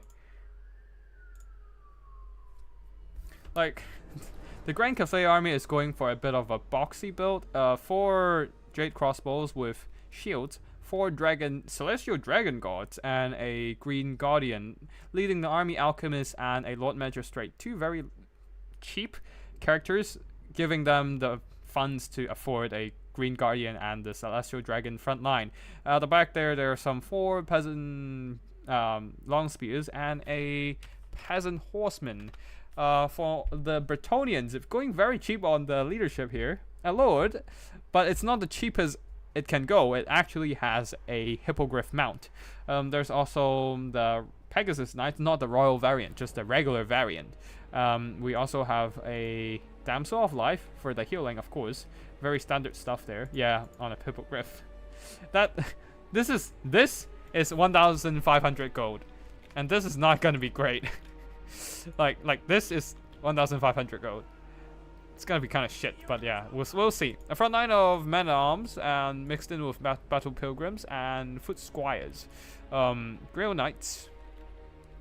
Wait, is the guy just bringing all the units demanded by the wheel instead of bringing just 2? Because I'm seeing field trebuchets here as well. Peasant bows, 5 of them, some of them with pox arrows, and Grail Knights, Knight Errant. Yeah. Moore is going for the full buffet, like everything. Okay, so the Bretonians have foot squires on the manual, battle pilgrims on the manual, Knights Errant, mounted yeomans, field trebuchets, and what else? Is there anything else? I need to check, actually. I don't remember everything. The Bretonians also have a paladin. Okay, they don't have a paladin, so I guess they skipped that one. But the rest are all there. Knights Errant, few trebuchet battle pilgrims, foot squires, Knights Errant, mounted yeoman, Pegasus Knights. Except the paladin, everything's there. But honestly, if you have to the Lord is basically a paladin, so it's even worse than a paladin because they don't have anti-large. They're better. Like, it's worse than an Onray because it doesn't have anti-large. It has armor piercing but no anti-large. Onray has that, and Guardian. But yeah. So 3 Field Trebuchets and a mixture of Foot Squires, Battle Pilgrims, Men-at-Arms, back there Grail Knights, Knights Errant, and Knights Errant, and Mounted Yeoman. Mounted Yeoman, Knights Errant, Pegasus Knight. I can't do a French accent. Actually, I'm very good at. I'm very bad at doing accents. Field Trebuchet, the Damsel of Life. What else? Battle Pilgrims. Ah, fuck. I can't do. Battle Pilgrims. Peasant Bowls. Yeah, on the other side, Cathay, we already spoke through that, and it is indeed a Lord Manager straight on foot, coming in with nothing except the Shield of the Nine Gao to provide that. Yeah, he's just going as cheap as possible, not to bring anything, and just kind of be there on a horse and kind of roam around, not get killed. I guess that's a goal. As for the Alchemist, coming in with quite a bit of stuff. Final Transmutation only. Okay, no Plague of Rust and any of that. But I guess that works against the Grow Calf. But when you're smashed by the few trebuchets, this might not bode well. Especially, like, for some reason, more predicts that the Bretonnians are not going to bring artillery, which is kind of makes sense actually. Bretonnians don't want artillery in this battle. They have nothing to stop the Grail Cavalry from running them over. So the Bretonnians are free to field trebuchets in this matchup. And they are smashing up the Celestial. No, they're smashing up the Peasant Long Spears because the Celestial Dragon God are at the back there and are not taking that much damage. I assume, yeah, they will get shot next. Yep, they're getting targeted next and the shots are putting a dent in these units. Now the Green Guardian has been forgotten by Koala Doctor, a big mistake, and he will definitely regret it afterwards. But right now, the Bretonnians are moving, are just holding firm, bombarding the poor Grand Cafe. Yep. Green Guardian is still forgotten back there. Like, he needs to get in close and personal against the Peasant Bowls to use up those missile mirror aura. But right now, with the Green Guardian separated at the back there, it might just get isolated and sniped out by the Bretonnian mobility. We can't know for sure. Ooh, that just hurts to see them just sitting there getting forgotten. Anyways, Peasant Long Spears will be marching into the front line of Cathay and will be promptly wrecked because they are out of the range for the Harmony above to take effect, and they're gonna get rushed in by Battle Pilgrims. Instead, the Celestial Dragon Gods needs to get into fight as soon as possible, but the Grand Cathay crossbows are making short work of the Peasant Bows, and they can't actually trade into the Jade Warrior with crossbows well because 1, the Jade Warriors have shields, 2, they have armor, and they can mitigate most of that damage from the Peasant Archers and are doing some pretty good work overall. However, the Bretonnian Cavalry are showing their teeth now, just slamming straight into the Peasant lines, and we'll be moving on to the Jade Warriors, trying to silence those Archer lines with that fire support from the few Trebuchets. Now, with all the mobility invested into the front line here, they don't have anything to hold the back line, but that doesn't matter anyways because the Peasant horses have been invested elsewhere and are probably dead. Anyways, a final transmutation overcast version dumped onto the Lord, hitting both the Damsel of Life and the Lord, but it doesn't matter too much, both of them. The Lord has a 15% ward save, tanking the damage, and yeah, just doing very minor damage overall, and I assume some healing was in play as well. Right now, the Bretonnians are dominating the battle. Few trebuchets bombarding the poor Celestial Dragon Gods, and there's nothing to stop the Grail Knights from running everything over. Not the infantry, not the Green Guardian. Green Guardian is just too busy fighting some peasant men-at-arms, while they are just running through the Celestial Dragon Guard with nothing to stop them, really. Peasant Long Spears are mostly whittled down, and the Cathay crossbow line has been shut down. everything routing and shut up by stuff. And the Green Guardian has the missile reflection aura, but it has a small it has a small range, so it doesn't really work against a long range missile unit like the archers, who can just stand outside of the range and shoot.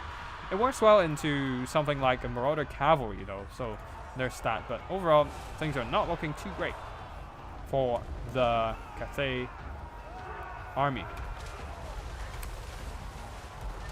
Yeah, the Grey Guardians are just not taking damage. Instead, just rolling through all these poor Celestial Dragon Gods. They are getting some armor buffs with the Alchemist Elixir of Iron, and but that's not gonna work. Like, the armor doesn't help them against the Grail Knights. Green Guardian finally moving towards the Bretonnian backline, trying to use the missile reflection. We might see some missiles getting reflected. Finally, peasants shooting themselves in the foot, literally.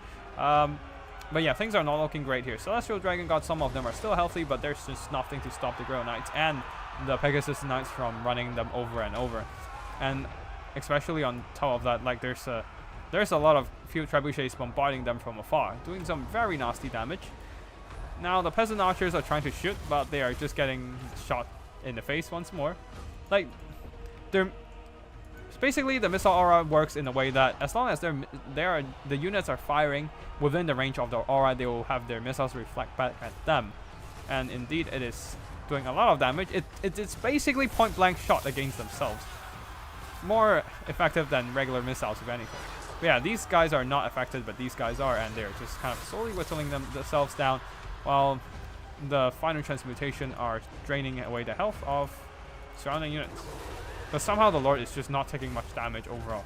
I assume that's coming from a lot of the healing from the live damsel. Lord Magistrate chasing off some routed Knights Errant on the far side.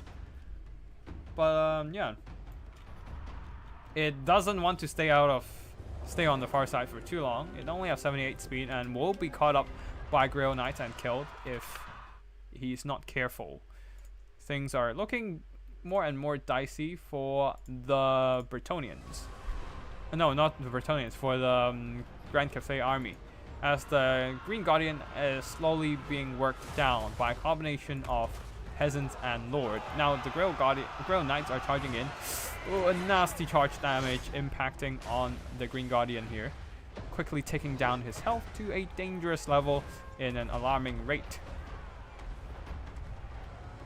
And that's gonna be probably the end of the that's probably gonna be the end of the Grand Cathay army. Like, as soon as the Green Guardian goes down, the army losses will be hit up. It probably will get hit before that even. It's literally just the Alchemist and the Green Guardian holding up the balance of power, which is not far from collapsing. And on the other hand, the Bretonnians still have quite a bit of health on a lot of their powerhouse units left. Pegasus Knights, 22 unit models, almost over 3/4 of their HP. The Lord, over 3/4 of their HP. Grail Cavalry, only losing 2 unit models and getting 2 chevrons so far, running down a lot of stuff. Almost earning back their own value. Almost there. And that's gonna be game. GG to both Moore and GG to both Moore and Koala Duck. But unfortunately, Bretonnians, when 2 OP factions match up, indeed Bretonnian is stronger. I mean, there's no stronger or weaker per se. It's just that Bretonnian just so happens to counteract Grand Cathay really well. Even I do think that even after the DLC,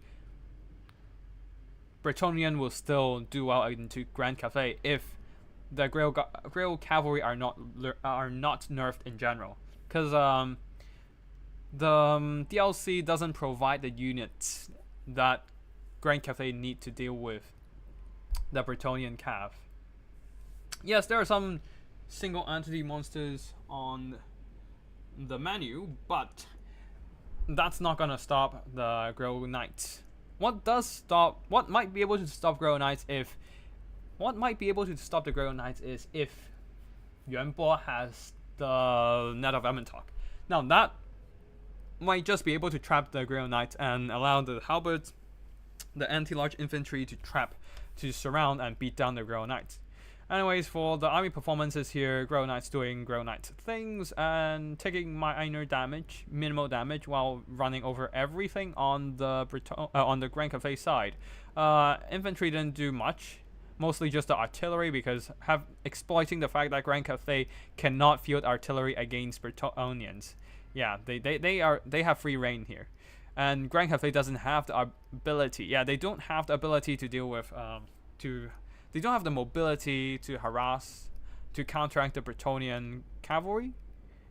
Like, they have decent mobility in the form of Longma Riders, but they can't outtrade the Bretonnians, who have insane cavalry. So, they did their best.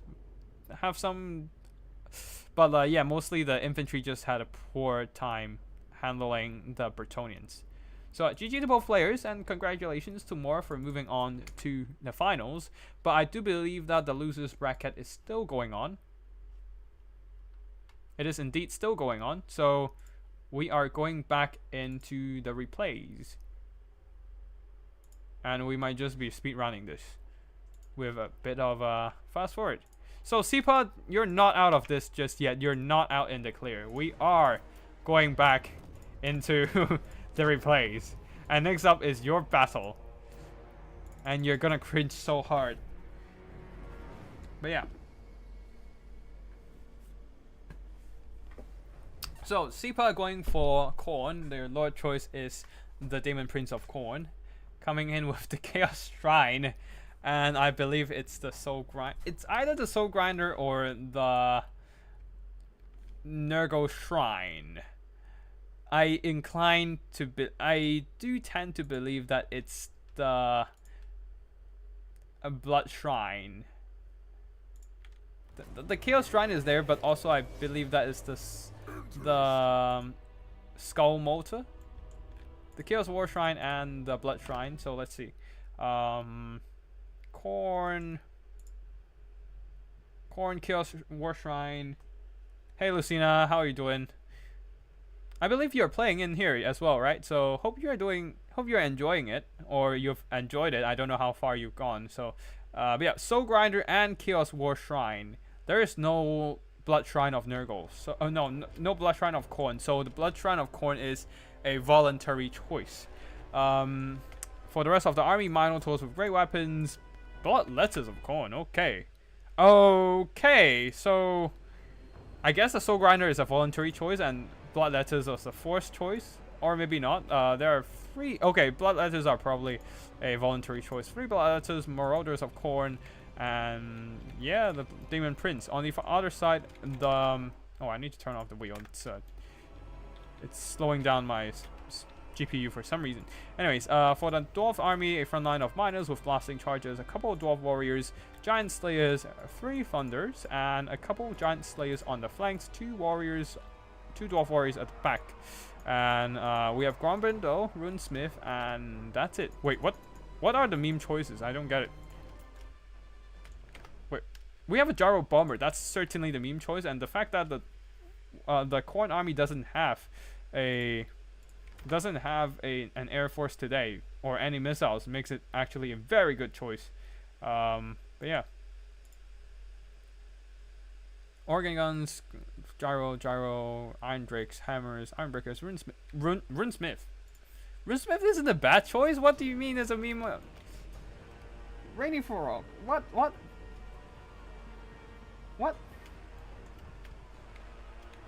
Runesmith isn't a meme choice. Why do you put it there? Anyways, Gyro Bomber will be blasting at the Minotaurs of Khorne. Wait, they're not the great weapons. They're just Minotaurs. So they're dual weapons. Oh right, yeah. You need those to like provide some anti-infantry armor piercing. Anyways, those are taking a lot of damage from the Thunders, and the Soul Grinder is not having a good time or anything whatsoever. All the Khorne motorcycle, the Khorne bike is not having a good time. Getting blasted down so fast by all those Thunders. But the Soul Grinder has gotten inside the box. Giant Slayers moving up to seal the box, and a lot of stuff is just dying fast on the Khorne side, and I don't know if they can just sustain long enough. in this fight. Giant Slayers are moving in. Bloodlancers of Khorne moving in as well. It is going to be an interesting trade when both units are very glass cannon. The Bloodlancers do have a bit of anti-infantry bonus to help them in this fight, but the Khorne motorcycle has got into this box. And this entire dwarf box is in a bit of a disarray. Now the gyro bombers, this would be a good time for the gyro bombers to just go for those bombing runs and blast up some of these bloodletters, because they will trade well into the dwarf infantry, and things are looking quite grim for the dwarves.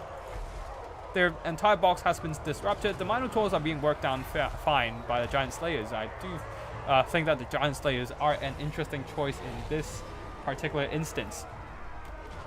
Their anti-large armor piercing do well into the Khorne units. Like, Khorne relies on monstrous units to disrupt the dwarf box, and the Giant Slayers is actually a good counter against the Khorne unit here.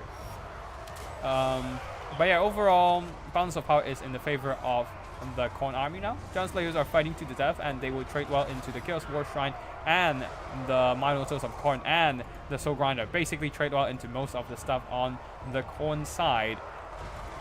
And I think we can just skip this one with a bit of fast forward. You can see, as you can see here, the Khorne army has been whittled down mostly whittled down. Chaos Warhounds chasing off the routed Thunders, but that's not going to change the fact that their units, their powerhouse units, are all being slowly worked down by all those Giant Slayers fighting to their death, and they still don't have any answers against the Grombrindle thus far, other than just work down the rest of the Dwarf army and let the Bloodletters surround them. Okay, actually, at least the Blood Shrine is there and fighting strong, holding firm. Oh wait, what the fuck? Okay, maybe I had my conclusions too early here. I might be wrong. Now, the balance of power is in favor of dwarves, but that's mostly because the Gyro Bomber is healthy, Grombrindle is healthy, and the Runesmith is healthy. But the problem is that Grombrindle and the Runesmith are pretty much what's left on the dwarves' ground forces. And there's not much else to deal with all these Bloodletters, I guess. So, and the Khorne cycle is still very healthy, constantly healing, holding up the balance of power for Khorne. And oh, okay, this might be, oh no, this might be bad for Khorne. The Demon Prince goes down, will be a big hit. Oh no, okay, so, oh shit. Okay, we got it paused in time. So, the Demon Prince of Khorne, normally being a large entity, massive monster, it has enough speed to run over the dwarf army and just get out of dodge, fly back into the skies, and prevent it from getting dragged down. But no, not this time. Demon Prince of Khorne being debuffed by Rune of Speed doesn't even have to be overcast. Minus 45% speed, suppressed by the Gatling gun from the Gyro Bomber, and earlier it got hit by a flash bomb as well. So it had a meager of what, I don't know, minus 90% speed debuff. I think that's the maximum speed debuff you can get, and it was enough to keep the Demon Prince of Khorne in the fight and allow Grombrindle to finish him off. Okay, Sipa, I don't think this is a bad fight at all. Like, this is indeed very close. But unfortunately, Grombrindle took down the Demon Prince, leaving the Bloodletters without any leadership, and they are not enjoying this fight. Like, they will trade well into Grombrindle, but without the leadership there, it's just army losses territory now. Like, everything is crumbling, fading away from reality. The Blood Shrine of Khorne is keeping them in a fight for now, providing a bit of that melee attack buff, but can it out-trade Grombrindle? They are taking down the Runesmith for sure, but there might just be too much dwarf bodies in the fight for them to actually get this over with. And another hit from Grombrindle, army losses is hit, everything goes down for dwarves. Like, I think Sipa, you might be yeah, it's just gonna be cycle charging time. It's not army losses yet, but they're just chasing off routed units, trying to get that army loss, like trying to pull back that balance of power as much as possible. But against Grombrindle here, there's not really much the Khorne army can do to pull back this fight. But yeah, like Sipa, honestly, nothing to be ashamed of. This is a very close battle. Like, it's just that unit choices kind of fucked you up, I do believe. So yeah, overall it's not bad. It's not bad. Like yeah. Yeah. Okay, so army regrouping. We're gonna fast forward and roll. Everything charges straight into the Dwarf Warriors, but got hit by massive flash bomb. The Blood Shrine trying to pull this game back with some psycho charging, but the Warhounds cannot hold forever, and they're not built to hold anyway. So, yeah, Grombrindle eventually worked down the every time the Blood Shrine charges in, it took some counter punch damage from Grombrindle, and eventually the Warhounds routed and the Skull Cannons follow suit, breaking in terms of leadership. But overall, a very good battle from both sides, and very close. Just that I do think that the forced choice of Soul Grinder fucked over, like the Soul Grinder and Demon Prince fucked over the Khorne a bit, and of course the Chaos War Shrine. But overall, I would say you did really well as far as the army choices allowed. The Minotaurs of Khorne trade well in this matchup. Most of the army did well. It's literally just the three forced choices of the Khorne army. The Soul Grinder, the War Shrine, and the Demon Prince all suck. So yeah, quite unfortunate there, but yeah.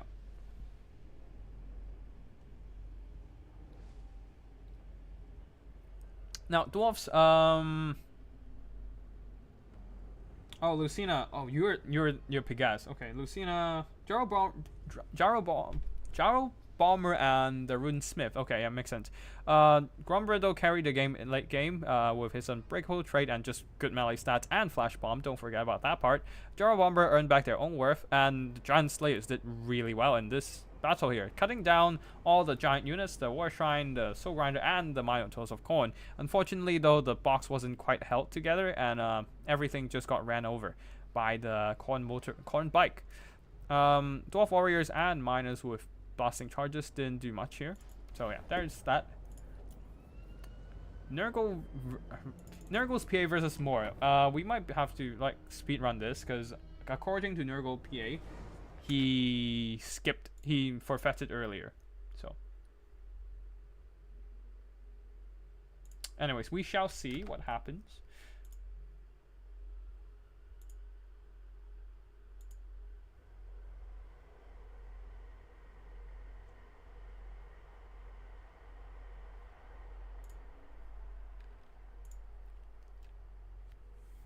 So Nurgle's PA, I assume he's forced to take Bestegor and Tusco Chariot, I assume.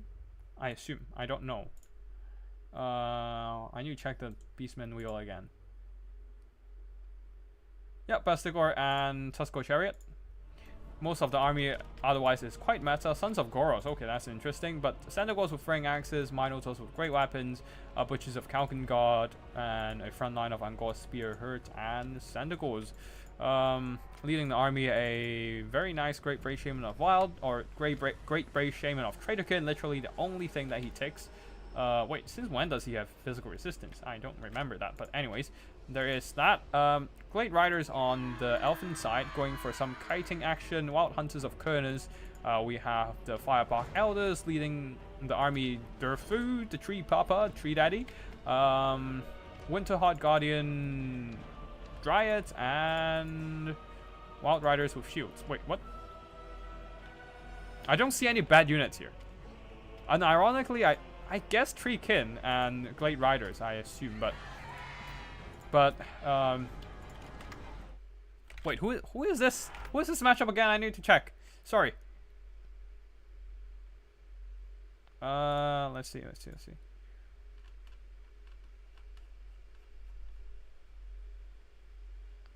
Come on.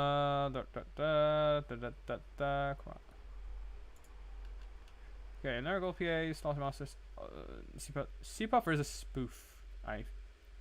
Oh, Nurgle PA versus Moore. Okay, so yeah, Moore is definitely having a. Okay, Moore is definitely gonna showcase some very good micro skills here. Charging in the Wild Hunters of Kurnas against the Angor Spears Hurt with the support of the Sisters of the Fawn. That is the other meme unit. Okay, so basically both units sandwiching the Angor Spear Hurts in the charge, even more effective than in a Hammer of Anvil when two hammers are crashing and something is caught in between. So those Angora spear herds got hit by a hammer, and a hammer got hammered to death.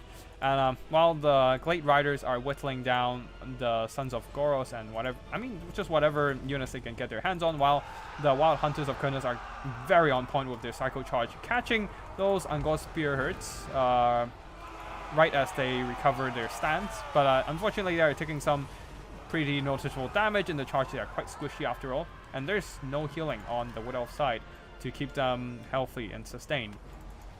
Now, Dryads will be beating up the Angora spear herds, no problem at all, but they don't seem to be willing to get into melee combat so soon. Actually, no, Firebark Elders with the support of Durfu and the Winterheart Guardians are smashing into the fray here, and the poor Angora spears are going to take a lot of damage, but the Dryads, everything in this blob will be hit by a Traderkin. On the far side, Moore has picked off some Angora spears yet again. Now, these Sentinels are trying to counteract the Wood Elf mobility, but they are overextending and will be isolated and overwhelmed by the Sisters of the Thorn. They have pretty good melee stats. 34 attack and 33 defense, plus they have their physical resistance of 40% and their debuffs, Curse of Unright Air, Shield of Thorns, and all that, making them very good in the right situation. Now, Durfu is dropping in the Sword of Dive and draining the health of all these Beastmen units. The Sentinels are taking substantial damage, and the Beastmen push might just be faltering. Balance of power is still very even, but the Beastmen are kind of struggling in this push. Like, they don't have any reliable units to take down Durfu other than the Sentinels, but the Sentinels are taking too much damage right now. Another Traderkin is no doubt going to drop down on everything in the vicinity. Okay, at least the Traderkin can work down this blob here, as they don't have any healing to counteract that direct damage spell. But overall, Moore's mobility micro has been very on point so far. The mobility are swarming all those isolated elements of the Beastman army, and they have been broken away by the sheer DPS of Wood Elves in general. And yeah, the Sentinels are faltering. The Bestigal herds are pathetic. And yeah, at this point, Nurgle's PA believes that the game is over and has decided to forfeit the game.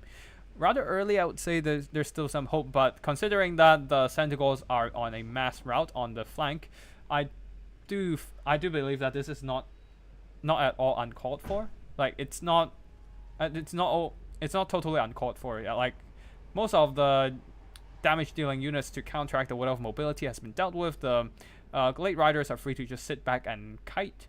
Durfu is getting weak, but most of these missile damaging mobility are also pretty much lost for the Beastmen. And Butchers of Kangagard, don't be tricked by this very healthy health bar, but that's only because they didn't lose a single unit model. Actually, overall, being sandwiched by the Sisters of the Thorn and the Wild Hunters of Kurnos, they have been taking a lot of damage and were on the verge of death when we last saw them. Firebark Elders didn't do much damage, but overall, the kite has been on point from Moore over here. Successfully isolating and picking off a lot of the Beastmen elements, and eventually defeating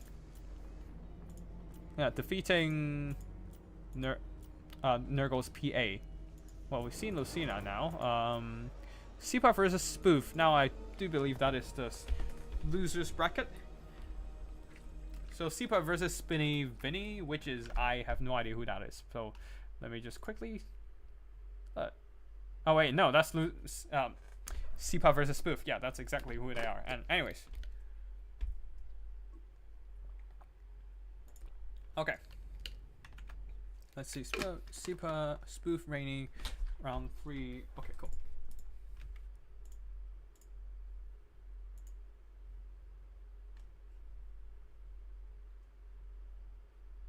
Also, Rainy Frog, please let me know when the finals have picked their armies. I do want to cast the finals. Oh, actually, no. Next semifinals, as in the losers final round. Wait, hold on a second. Okay, there's Lucina and Stormrunner are still battling, so Rainy Frog is just waiting for them to decide the winner. We're now looking at Spoof versus Sipa, and Sipa is gonna cringe hard again in this battle. Now for army builds here, for the greenskins, a front line of goblins mixed in with Squig Herd, very standard choices. And then Doom Diver Catapults, that's definitely the meme choice. And some Snotling Pump Wagons with Flappers. Durkit Squakes, and wait, what? I need somebody to enlighten me. What are the meme choices for this matchup? Because I'm seeing various. Yeah, I'm seeing various potential candidates. We have a triple goblin leadership. Scar Snake. Oh, the hero and goblin launcher, I guess. Okay. Scar Snake, Night Goblin, Shaman, and Goblin Big Boss. A triple goblin squad. Not the worst choice, honestly. Goblin Big Boss can be nice with that they need stabbing to poke down enemy units with to poke down enemy lords or heroes. And the Doom Diver Catapults are doing well against the Chaos Warriors of Khorne with dual weapons, but it's not like pump wagons are just kind of biding their time. Okay, the Snotling pump wagons are probably not a meme unit, but the Darkest Squigs are, I don't know, like the Squig Hoppers might be the meme unit. Anyways, Nasty Skulkers on the flanks for the Chaos side. Marauder Horsemen with throwing axes. They won't trade well into the greenskin throwing axes forces, but they probably are there to take down Black Orcs. Chaos Warriors of Khorne with their dual weapons, leading the army Safarel, the Everwatcher, and at the back there, a couple Chaos Warriors with halberds, one of them the Teen variant, and also a Chaos Giant. That's definitely the... Oh, Guard Beast Giant and the Chaos Giant are the meme unit, I suppose. And then they're forced to take Safarel. Safarel is not a bad lord, actually. Lord of Metal is very solid, I do believe. Just not as good as something like Blue Fire Spam, but yeah. Anyways, Chaos Knights on the far flank and Gorby's Chariots. Nobody ever takes Gorby's Chariots, but so I'm quite surprised to see them, if not for this meme assignment battle. Anyways, Final Transmutation, draining the health of all the units in the vicinity, getting some pretty decent damage so far with all those damaging spells. But the Chaos Giant is not going to enjoy it. It's going to beat down the Goblins, but Scar Snake and the Goblin Big Boss, they're taking damage for sure, but they should be able to take down the Giant with some, if given enough support. Okay, they're not getting enough support, and Scar Snake is getting his ass handed to him by both Safarel and the Giant, and everything is terror routing in that squad. Things are not looking great here.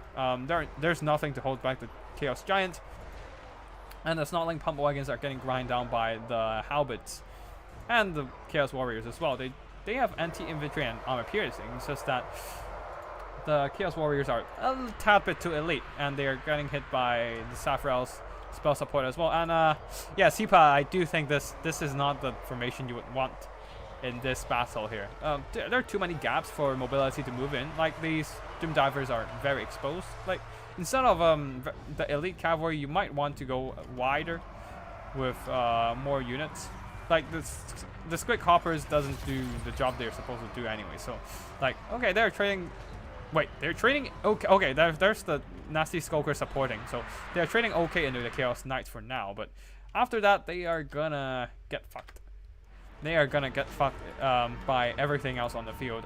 Now the Greenskins are getting a bit of a resurgence with the Apex Loonies holding firm, but on the far side, Scar Snakes is getting routed off, and there's nothing to save them. There's no Boar Boys, no Boar War Biggins, and no mobility fast enough to and big enough to hold down Safarel, the Everwatcher, and Scar Snake will be routed as the Death Creepers and the Menji Marauders are trying their best to whittle down Safarel, the Everwatcher. A Glittering Rope is also dropped onto him, and you rarely see this spell, but against the Greenskins with their non-armor piercing missiles, this is actually a decent idea. Now, the Menji Marauders does have AP, but the Death Creepers don't, so that helps Safarel alongside with his physical resistance to sustain a little bit better against the Greenskin Missile Barrage, while the Dual Weapon Warriors steadily works down the Chaos Army. Works down the Greenskin Army. Gorby's Chariot finally charging into battle, but quickly they got tied down in combat and takes damage. Apex Loonies will fight to their death, but the Chaos Warriors will just beat them to their death as well. Or maybe they can outlast the Chaos Warriors, who knows. But right now, they are holding for now. On the far side, their murder horses will be caught in melee combat, and they will be engaging melee combat as well because they ran out of ammo. On the far side, Salvador the Everwatch is running low on leadership and on health, as he has been taking a lot of missile damage from the Greenskin skirmish. But soon enough, Armilos is hit with everything routed off the map on the flank, on the far side, on the white line there. Things were okay for a second there, but because there are so many units on the white line, trying to stop Sephiroth from routing Skarsnik. Once Skarsnik routed and the pursuing units took damage, those pursuing units route straight towards the white line, and that tipped over the balance of power, forcing Greenskins to break entirely. Army-wise, yeah, kind of sad, unfortunately. Death Creepers, Flappers, none of them really do that much damage overall. I guess the Epic Loonies with their Unbreakable trait helped them fight a little longer and do a little bit more damage, but other than that, most of the Greenskin army just kind of broke hard. Sephiroth did a lot of damage with the Searing Doom and Final Transmutation, but the rest of the army didn't do that much damage, honestly. It's mostly just stuff routing off the map. Dual Weapon Warriors did well. Also Halberds cut down those Flapper Pump Wagons. But other than that, yeah. I do think that, yeah, it's mostly just... it's mostly the deployment was an issue. Like the Flappers are not great, honestly.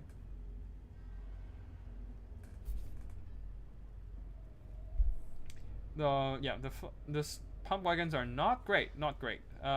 They were said they're like people say they're OP and all, but they are still quite fragile. So Sipa unfortunately is out of the tournament. We are looking at the now Big JP versus Zaxi, which one of them is going ogres. Oh no! Scrap launcher is on the way, I assume, but honestly, the ogre doesn't have that many bad units. Most of their units are really good, or just solid. They're like solid or better in general. And yeah. For the Ogre Kingdoms, we have the Powder Guts, 2 Light Belchers, Scrap Launchers, 4 Ogre Bulls, one of them with Iron Fist, the other 3 in the regular variant. And we have Crushers, the Sky Striders. And a front line of Nobbling Trappers that can trade well into any horror of Tinge, because they're so cheap with so many missiles. While on the other side, for the Tinge side, a front line of Chaos Warriors of Tinge. Never bring Chaos Warriors with Halberds into a matchup against Ogres, because Lead Belchers will delete them from afar. Lead Belchers have great penetration, and which means they can hit multiple infantry models, and they have great armor piercing, so they will delete Chaos Warriors, who are densely packed in a tight formation. Blue Horrors as well for the Tinge army. Soul Grinder is definitely a good choice. They can stand back and snipe out the Lead Belchers if given the opportunity, but it seems that they are more inclined to deal with the Powder Guts. Flamers of Tinge. Okay, that's probably the meme unit. Demon Prince of Tinge and the Screamers of Tinge in the skies. Yeah, the Flamers should have held back, but now they're taking a lot of damage. Screamers jumping on top of Lead Belchers, but the Sky Striders will come in and make sure they are getting deleted. Ogre Bulls also coming in to help them with the fire support from the Nobbler Trappers. Should be dealing with those Screamers just fine, screening them out, allowing the Lead Belchers to retreat and start firing once more. Blue Fire will be... The Blue Horrors will be shooting at the Nobbler Trappers, providing some fire support, helping the Chaos Warriors to breach the Nobbler Trappers a little bit faster, but somehow they're still teetering on the edge of routing. Actually, the entire Nobbler front line has routed, and now the Blue Horrors can start moving on to work down the Ogre Bulls. But unfortunately for them, the Nobbler Trappers will return and start firing once more. Blue Fire is used to shoot at the Ogre Bulls, which is not a big issue right now. It's mostly the Lead Belchers deleting the poor Chaos Warriors. Oh, actually Chaos Chariots of Tinge. Okay, that's interesting. I didn't expect that. Anyways, the Soul Grinder is deleting, slowly sniping out the Powder Guts. and the chariots are tying down the lead belchers in melee combat. A lot of the ogres are now being caught in melee combat, but they should have the healing from the Slaughtermaster to keep going. Very unfortunate for the Tinge player here. Very unfortunate for Zaxi. Having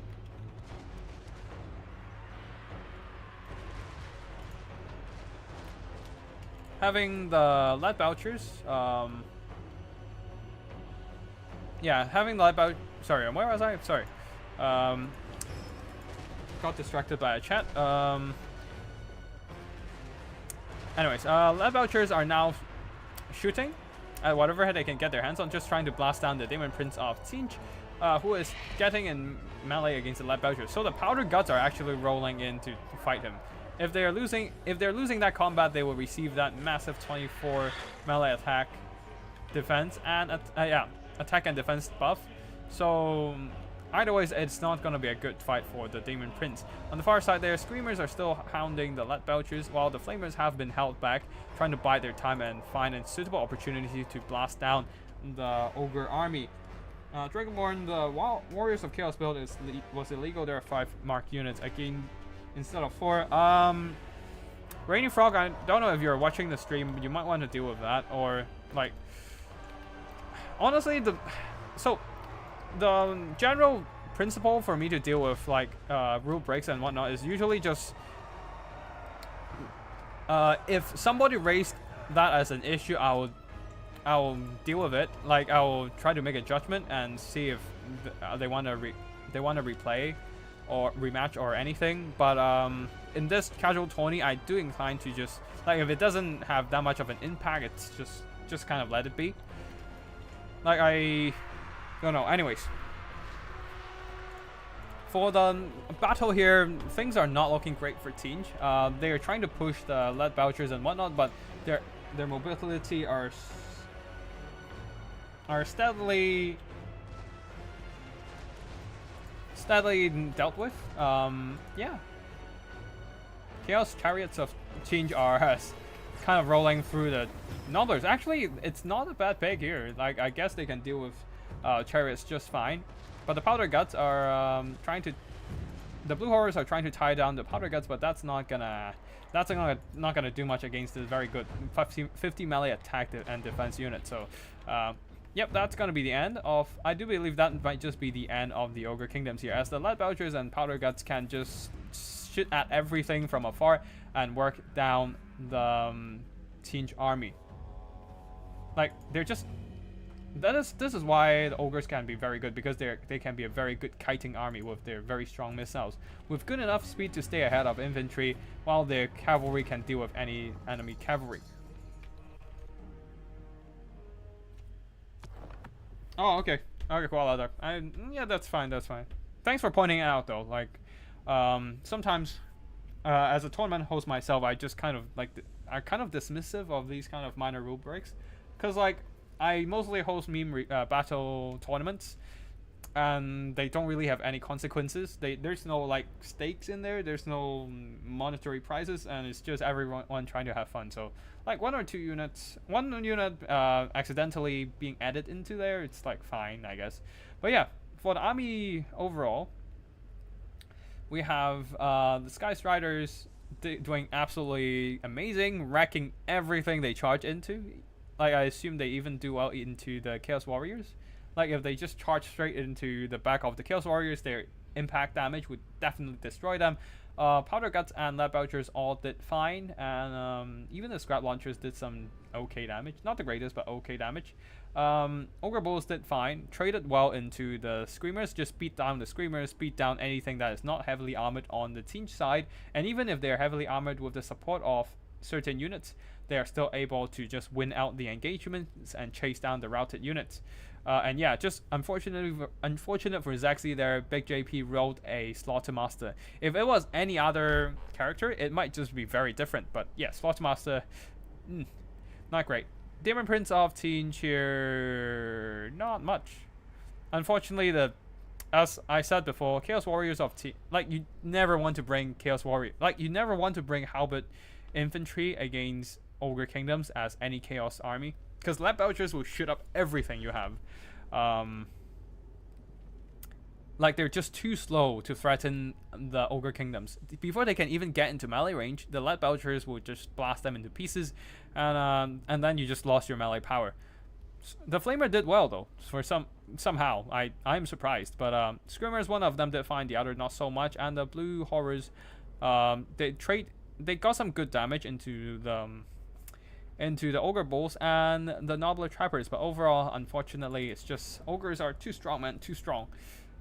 Okay, so we are done with this wave of replays. I assume... Oh, shit. Give me a second there. Oh.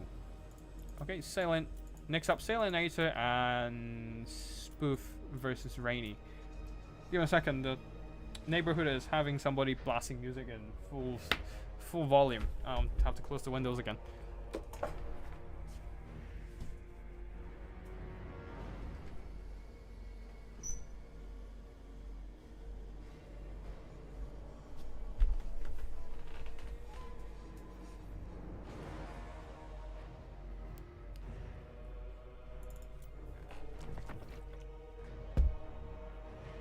Okay, we're back.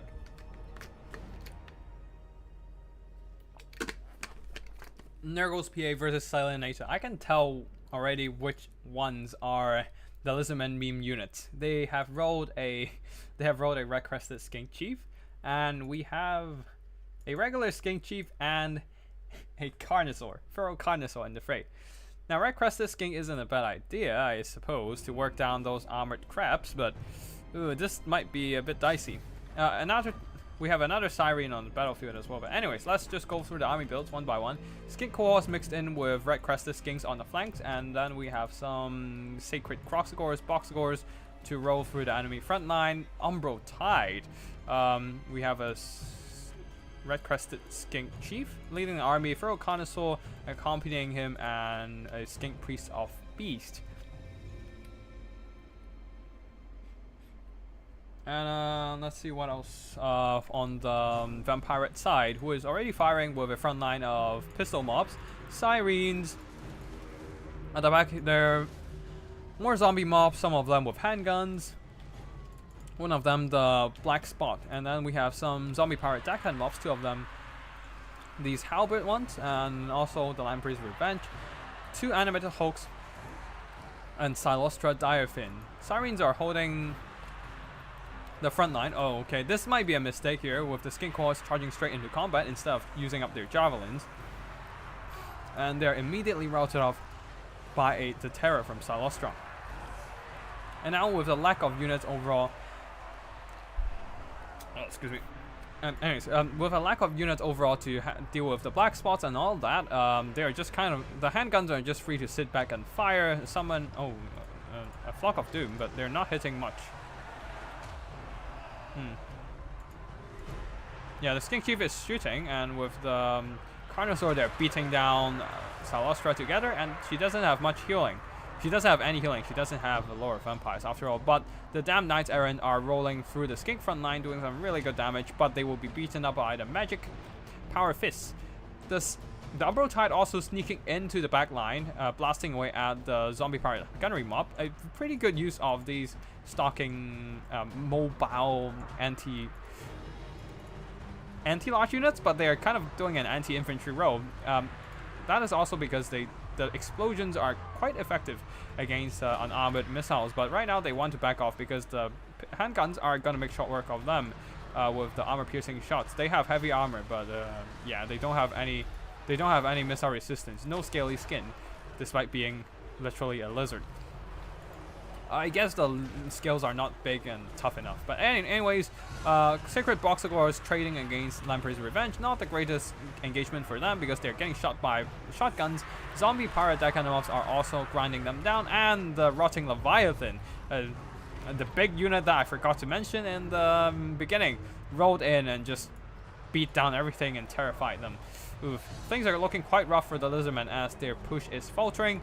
The Skink Chief is still trying to chip away the health of Salastra Diavin, but he lacks that kind of armor piercing to make an impact here. Red-crested Skinks are tying down the handguns and are doing some good work. Pharaoh Connoisseur as well, beating down stuff, but are now surrounded by Lamprey's Revenge. It's not gonna enjoy the fight. Umbro Tide decided, you know what, we're gonna go charge straight into melee combat and just crumble these zombie pirate gunnery mobs.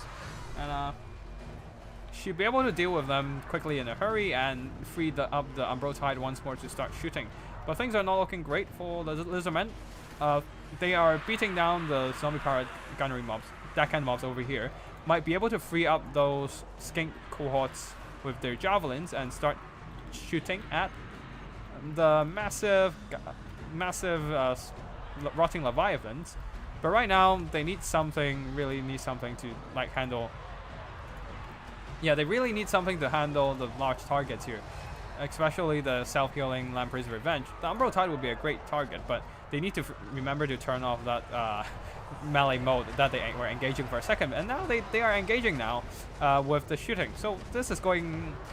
The Lizardmen are not out of this yet, with their infantry still moving into battle. Quarter Portal moving in to beat down the rotting Leviathan as well. Their leadership is kind of wavering, but they are a regiment of renown and might just be able to hold if they receive the right support.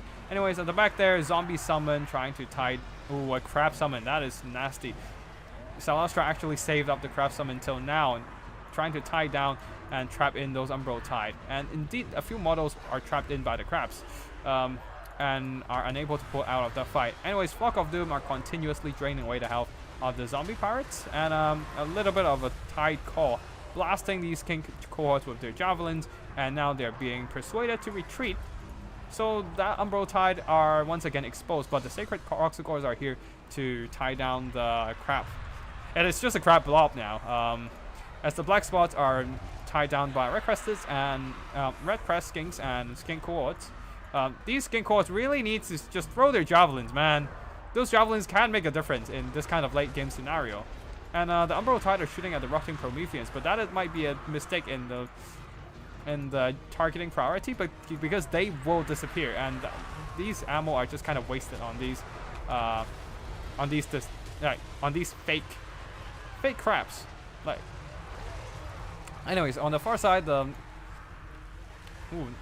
the Lizardmen are pulling back this fight because the missiles are actually working just fine now. The crabs are holding up the balance of power for a while, but Salastra doesn't have the healing that vampires usually have to sustain the fight. And with the Umbro Tide unloading into the crabs and everything just surrounding poor Salastra here, beating her down, armor piercing, good melee stats on the Sacred Croxigles, and ignoring that physical resistance on Salastra. Yeah, Salastra just got hurt hard by that surround. Red Crested also did some really good damage. He is indeed an armor-piercing character. So yeah, Red Crested Skink Chief actually did well. So overall, really good game from both players here. And GG to Nurgle's PA for winning this, but I do believe that Rotting Leviathan doesn't have a place in the current meta right now, as both of them performed poorly, especially against Lizardman, who doesn't lack anti-large monsters. Lamprey's Revenge did well, Sirens did not. I assume once again Sirens is the wheel unit. The two pirate gunnery mobs did okay. Probably just getting 2 regular gunnery mobs would be fine, but anyways, we have the more expensive black spot. But anyways, the animated host didn't do too much damage here. Same goes for the zombie mobs, just zombie mobs being zombie mobs. I do think that Nurgle's PA could have used the javelin skink cohorts a bit better, because none of them actually threw their javelins and wasted a lot of their damaging potential that could have whittled down the rotting leviathans and the gun crabs a lot faster. But overall, still, they managed to win the game with the sheer damage output of the Salamander hunting pack and the Boxigores beating down everything that came their way. The rest of the army also did okay. The Skink Chief didn't do much damage despite shooting the entire time because it doesn't have the armor piercing to get through Salastra's thick armor. Skink Chief did fine. The Pharaoh Connoisseur also did okay. Okay, I need to check if it's the I need to check if the semifinals are ready. But before that, I'm just gonna also copy and paste a few more. Spoof round 3. Stormrunner versus Big JP. I need to check if the losers bracket are ready yet, but okay, none of these. We've seen none of these just yet, so we shall look at them later. I need to look at the match once more. Okay, the losers bracket is still ongoing, so we can just look at 2 more battles first. And we are almost all caught up, I think, with all the replays. Big JP, Lucina. Okay, spoiler alert. Yeah, spoiler for sure. But yeah, overall, I think we've caught up everything. Oh, Stormrunner versus Dr. Nerd. I don't think we've seen that yet. Have we seen Stormrunner versus Dr. Nerd? Koala versus, yeah, we haven't seen Stormrunner versus Dr. Nerd. Okay. Salinator, Koala versus Stormrunner. Yeah, we haven't seen Stormrunner versus Dr. Nerd, but I guess we don't have that one.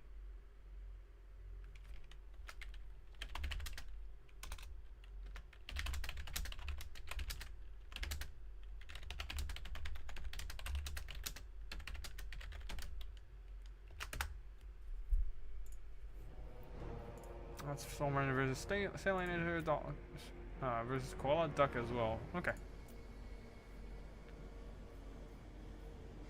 Cool.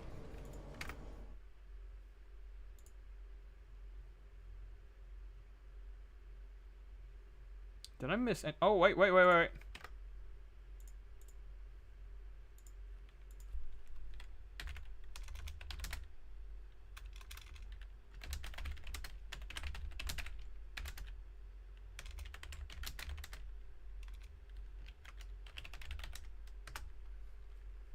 Okay, well, actually no. Rainy Frog sent me the replay between Dr. Nerd and Stormrunner. I just missed out on that one. Okay, never mind. We have everything. We literally have everything now. Anyways, let's just go through Stormrunner's Stormrunner's adventure in the losers bracket and see how far he ended up. Maybe he'll end up in the finals, who knows? Yeah, okay, so like we can see multiple Stormrunners battles, so we kind of know who won and who lost. But yeah, first of all, let's roll into the fight. Vampire Coast versus Bretonnia. Both players getting a pretty good lord choice. Vampire Coast getting Luther Harkon, which is not bad. Like he is a pretty good skirmishing and sniping character with his pistol. And Vampire Fleet Captain, Gunnery White, and 2 Carronates. Bloated corpses. That has to be the wheel unit. I felt bad as well. I assume that one's also a wheel unit. I haven't checked the Vampire Coast wheel, so I don't know which one is exactly the wheel unit. Anyways, 2 bomber mobs going for a bit of a box formation. Carronates are gonna open up at the Hippogriff Knights, and Animated Hulks guarding the flanks and the rear. Bloated corpses are out on the flanks here. Probably gonna just get shot by the peasant bows, trying to get those bloated corpses as far away from the formation as possible, I assume. And Luther Harkon will be shooting stuff from afar. He doesn't have any spells, so he's just there to shoot at stuff. But then even so, he can do some good damage. You can already see the Royal Hippogriff Knights taking a lot of damage from the Carronates and Luther Harkon being forced to use an Earthblood in their early game, taking a lot of damage, but they're also taking a lot, they're doing a lot of damage in return. Look at those Felbats getting deleted immediately on the charge, and they are just gonna be gone. They're just gonna be gone. Or maybe they're a friendly fire, I don't know, but yeah. Oh, it seems that the Bretonnians didn't catch the bloated corpses and absolutely smacked by those bloated corpses. Big mistake on Dr. Nerd's side, allowing the bloated corpses to take out a lot of value. A peasant bow is gone, a battle pilgrim's gone. Same goes for the other end. And remember, the Blood to Corpse cost around the same as a Battle Pilgrim, so that is absolutely a lot of value.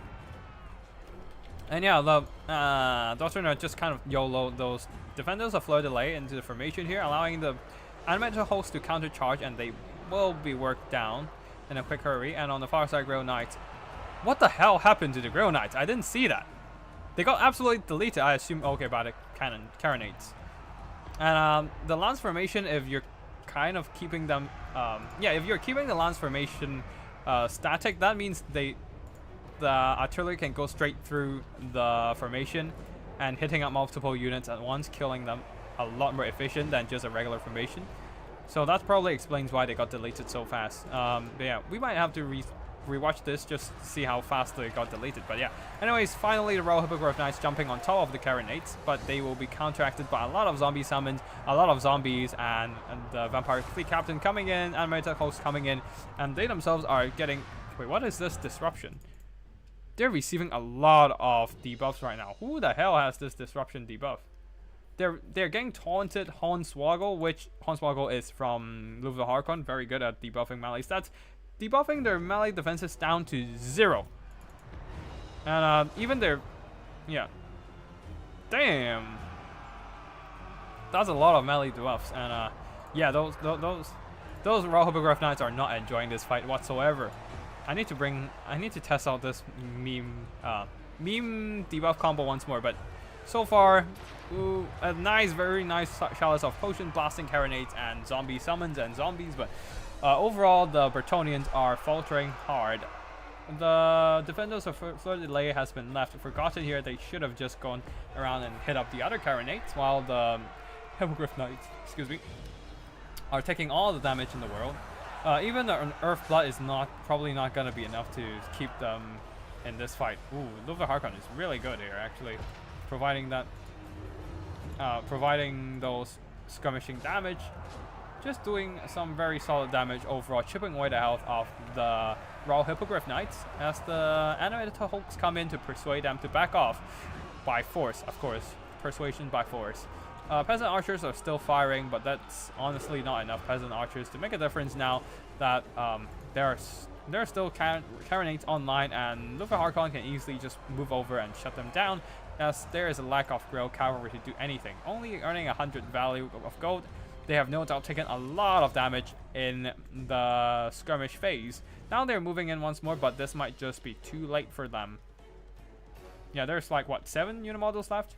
Archers are now firing at Louvre Harkon, but that's not gonna make a difference. And the Fae has taken a lot of damage as well. Finally, yeah, things are not gonna be great.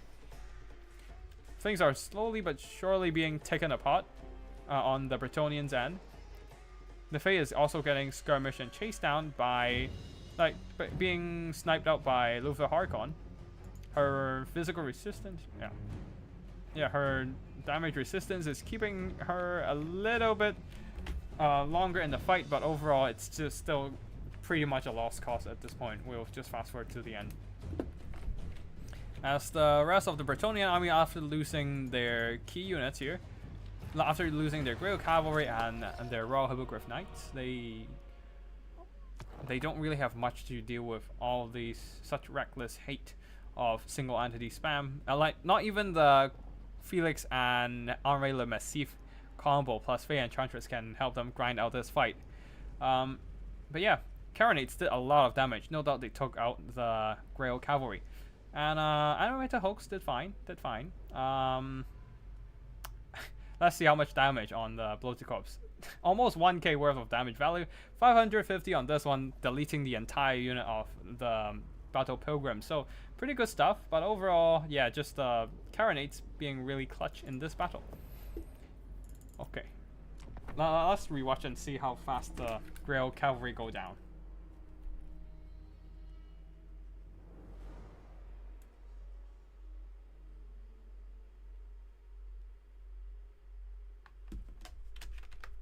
I don't know, we gotta check the... Okay, we have the semifinals up. It's Dragonborn versus Lucina Marzek. Oh, spoiler alert, I guess. But yeah, I will check.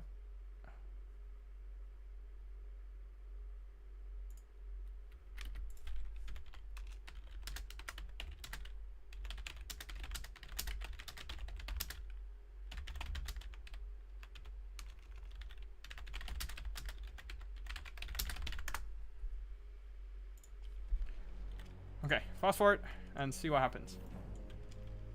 Grail Cavalry, we have our eyes on them. Okay, they're targeted by the carronades.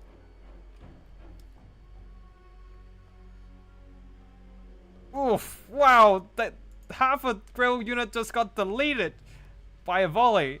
God, that hurts, and they can't really heal it back because those carronades are taking down unit models.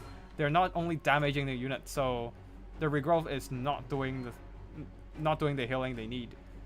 Ooh, things look rough. Man, those carronades are brutal. Holy hell! By the lady, by the lady, by the lady, by the lady, by the lady. This is not chivalrous. I don't even know how terrible my accent is, but whatever. Oh right, I forgot about this battle replay. We can go back afterwards. Okay, Stormrunner Kislev versus Bretonnians. We might have to like speedrun this battle, because this is gonna be a bear blob grind, isn't it? This is gonna be a bear blob grind. So okay, I assume Rapons was picked. Hell yeah, but I'm sad that Big JP lost with Rapons. But anyways, Paladin will be supporting with I assume Foot Squires and few Trebuchets are forced to be picked. Grail Knights and 3 Knights of the Realm, 5 Peasant Mobs, and 2 Grail Reliquary to keep them fighting a little bit better, especially the Foot Squires. On the Kislev side, 4 2 Horse Archers, 4 Armored Cuirassiers, 2 Winged Lances, 2 Armor, 2 Bear Cav, and the Patriarch supported by a Ice Witch, Frost Maiden. So supported by a Frost Maiden, yeah. I assume the Kislev army side, the Winged Lances and the Horse Archers are the main picks. Ice Witch of Ice is the Lord. And yeah, we'll fast forward. The few trebuchets will be opening up. The armored infantry should be able to whittle them down, but the problem is always the Bear Calf in this matchup. And Bear Calf with the anti-large armor piercing might just be the unit to deal with the Grail Cavalry. Especially the Grail Cavalry can't roll over them like they do against enemy infantry.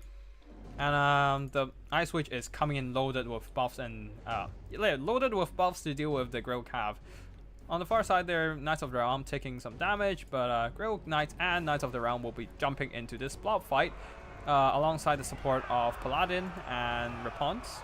Rapons, if she has all her abilities, she should be able to help out this fight just fine, giving a lot of buffs and debuffs in melee, but she did not bring her explosions. No no Halo of Maidenly Wrath. On the far side there, Foot Squires should be able to fight through the Armored Cuirassiers, but right now this blob fight, it decides everything here.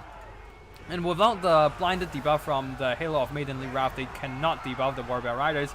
And the Grail Knights are taking a lot of damage in this fight. Nothing is keeping them alive long enough. Like more Knights errant are dumped into this fight, but Solak's Lullaby has been keeping the Warbear Riders alive. One of them has been routed, but the other one still have over half HP, being healed back up constantly by the Patriarch with his Das Brazier and the Solak's Lullaby. And with that, the Warbear Riders will be doing a lot of damage with the Taurus Battle Hymn routing of the Grail Knights, forcing them to lose that blessing of the Lady. And yeah, the Warbear Riders on the far side that got routed earlier have returned, and the Horse Archers are providing fire support. The Foot Squires have got way out of position, unable to support this fight. Probably if a Foot Squire came in to support in this fight, maybe the Grail Knights could have held a little longer, but alas, that is indeed not enough. And now the Bear Blob literally has no counter. They literally are unstoppable right now. Winged Lances, especially with Winged Lances providing even more bodies in this blob, and they are just gonna roll over all the Knights arrow and roll over all the Grill Knights, Knights of the Realm, whatever is left on the Bretonian side. The Foot Squires beat down all the peasants, beat down all the armored cuirassiers and whatnot, but once those bear cav charges in, they are gonna die, and die they will. Rapons and the Paladin are on foot, so they are just kind of fighting through this blob. But yeah, you can see that once they charge in, once the bear blob charge into the Foot Squires, they are doing massive damage to the bear blob, to the Foot Squires, and the Foot Squires are not doing much damage in return, all thanks to that impact damage. Knights of the Realm charges in once more. The few trebuchets needs to try shoot down the bear blob, but unfortunately that's not gonna happen. The bear blob is literally unstoppable. So yeah, that's probably the end of the Kislev of the Bretonian army, where they got rolled through. They just got trampled by the Foot Squires. Yeah, there's a bit of Earth Blood, but that's not gonna help them. Heart of Winter upgraded version, killing 2 Foot Squires with 1 spell, and yeah, things are rough. Things are rough. Stuff overwhelms them, and eventually the bear blob will outgrind Paladin and Rapons the Mayonnaise, and yeah. I think that we can just call game. Like, we can just call it game at this point. Like, Foot Squire and like the Foot Paladin and Foot Rapons just doesn't have the speed to catch up with anything, and if they are on horseback, they will just get killed faster by the bear blob. So it is indeed a rather hard choice for the Bretonians. And Army Losses is hit with the rather healthy character combos. Okay, Losers Bracket final seems to be ready, so we are gonna jump over. And yeah, Bear Blob did a lot of damage with the support from the Ice Witch. Probably got buffed up by some, yeah, like the War Bear Riders with that plus 40 attack from the Taurus Battle Hymn and all the healing coming from the Patriarch. They sustain long enough to just fight through, outgrind the Grail Knight and win out this cavalry grind.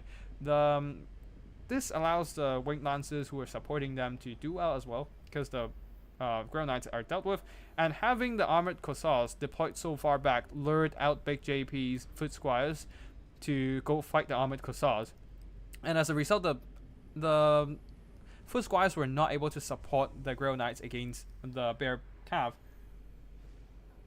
This is actually quite an interesting use of the cavalry, just using them as a bait to force their opponents to move their units out of position and able to support. And oh god, Ice Witch actually get 3k worth of damage value, probably the most damage I've seen on an Ice Witch. After all, the Heart of Winter did hit a lot of units, including the Grail Knights, multiple Knights of the Realm, and multiple Foot Squires. So yeah, this is those are some nasty Hearts of Winter.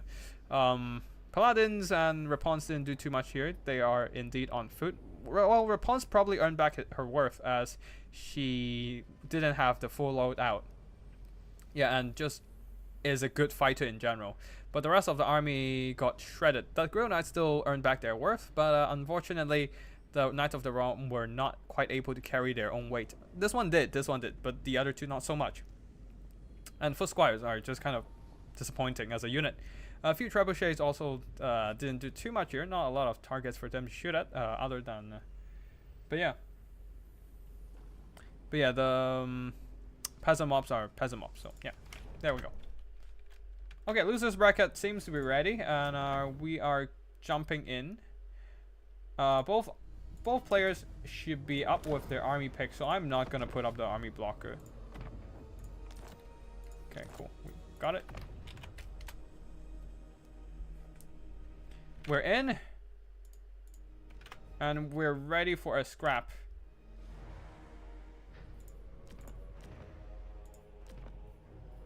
Okay, Nurgle versus Norskins.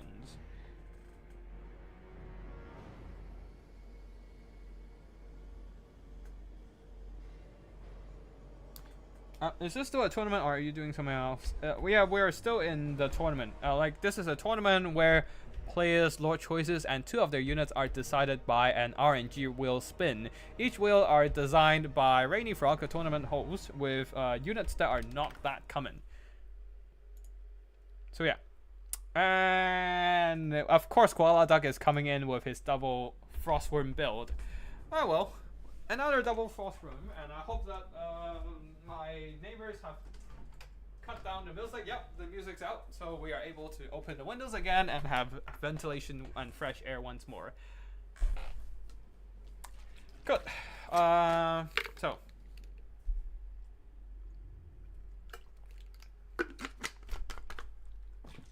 Okay, time to check out everything. Army builds. I suppose Familiar Warriors are once again back on the menu, and also the Chariots. Other than that, we have 2 units of Javelin Hunters and 4 Norscan Spears.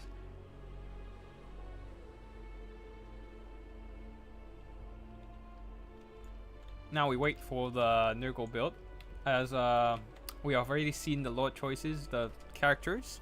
For the Norscan army, we have a Frog leading the army, and the other one, the Shaman Sorcerer. I forgot what lore are they going for, but either ways, it's a lore.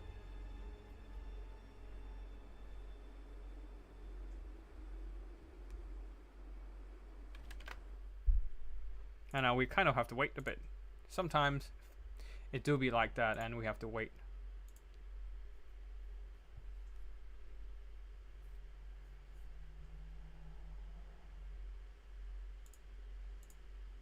And after this is going to be a best of 1, and after this it will be a best of 3 finals.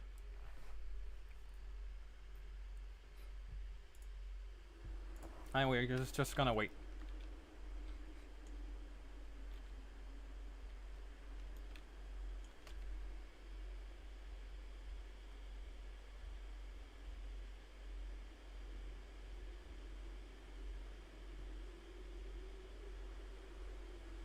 Oh shit, did I forgot?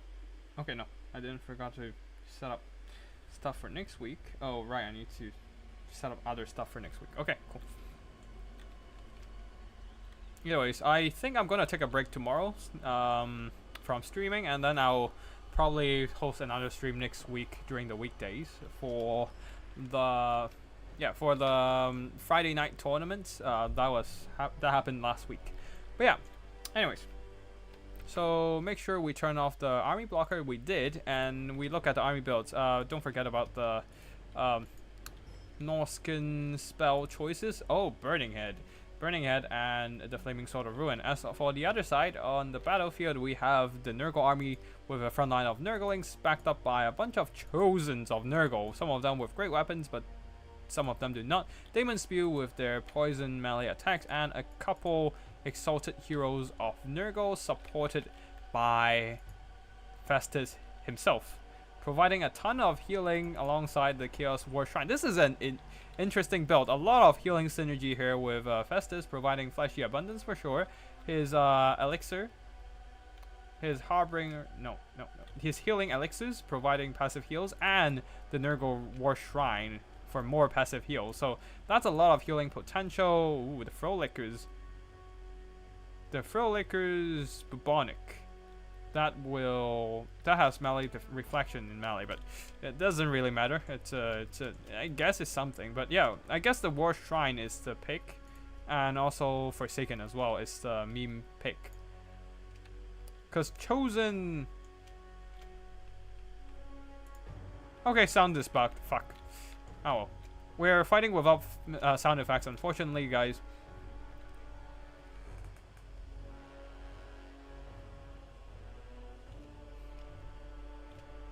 Tuck. Are this frog and fly friends? What the fuck?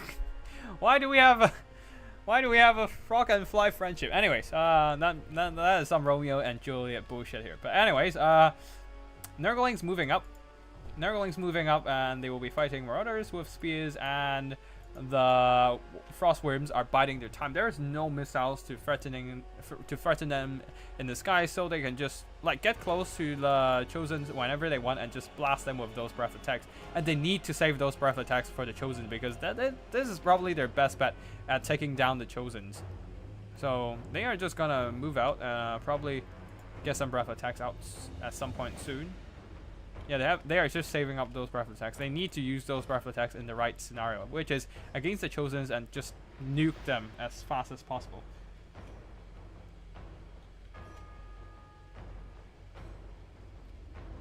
It's just kind of sad that we don't have sound effects. Anyways, javelins are whittling down the Chaos War Shrine for sure. They're actually shooting at Festus, but I do think that they should be shooting at the Chaos War Shrine instead.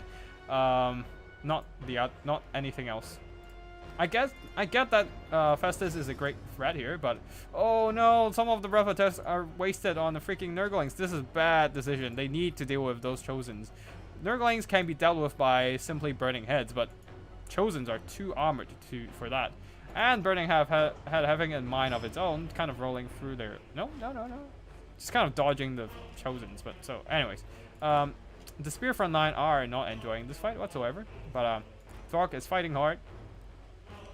But that's kind of all he can do here. And the female warriors with great weapons, I do think that the regular ones would be better in most situations, simply because they're more cost efficient. Like, they're providing the armor debuff with the armor sundering and all, but yeah, their anti-large bonus is wasted in most of the matchups. And yeah, like the breath attacks really should have been on the Chosens, but right now the Frostworms are surrounded by enemy units. Thork is trying to beat down Festus, but he himself is getting hit by Rancid Visitations. Not the greatest use of the Nurgle spell, honestly, because Thork does have the self-regeneration to recover from those direct damage. But overall, I do think that the Norskins might be in a bit of a pickle here. The Frostworm are taking a lot of damage among the Chosens and the Demon Spew. And Thork is not enjoying any fights whatsoever, as the Javelins have all been compromised and routed. Oh, things are looking rough for the Norskins, as the Marauder Hunters with Javis are tied down. A little bit of a Flaming Sword of Ruin, boosting their damage output, and but that's not gonna matter too much. Okay, never mind. Wait, no.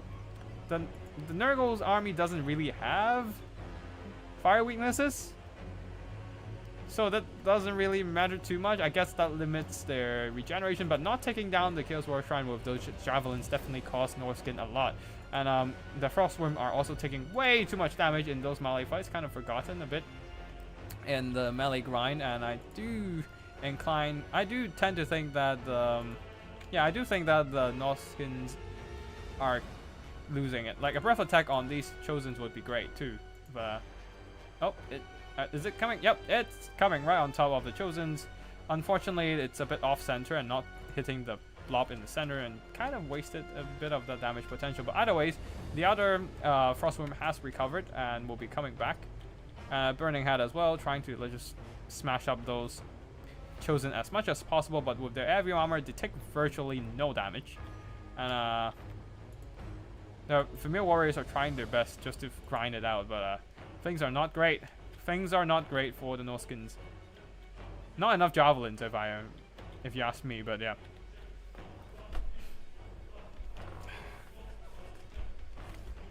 Like, I do think that a Lore of Metal would be better against Nurgle, simply because of this Hero Hammer bullshit.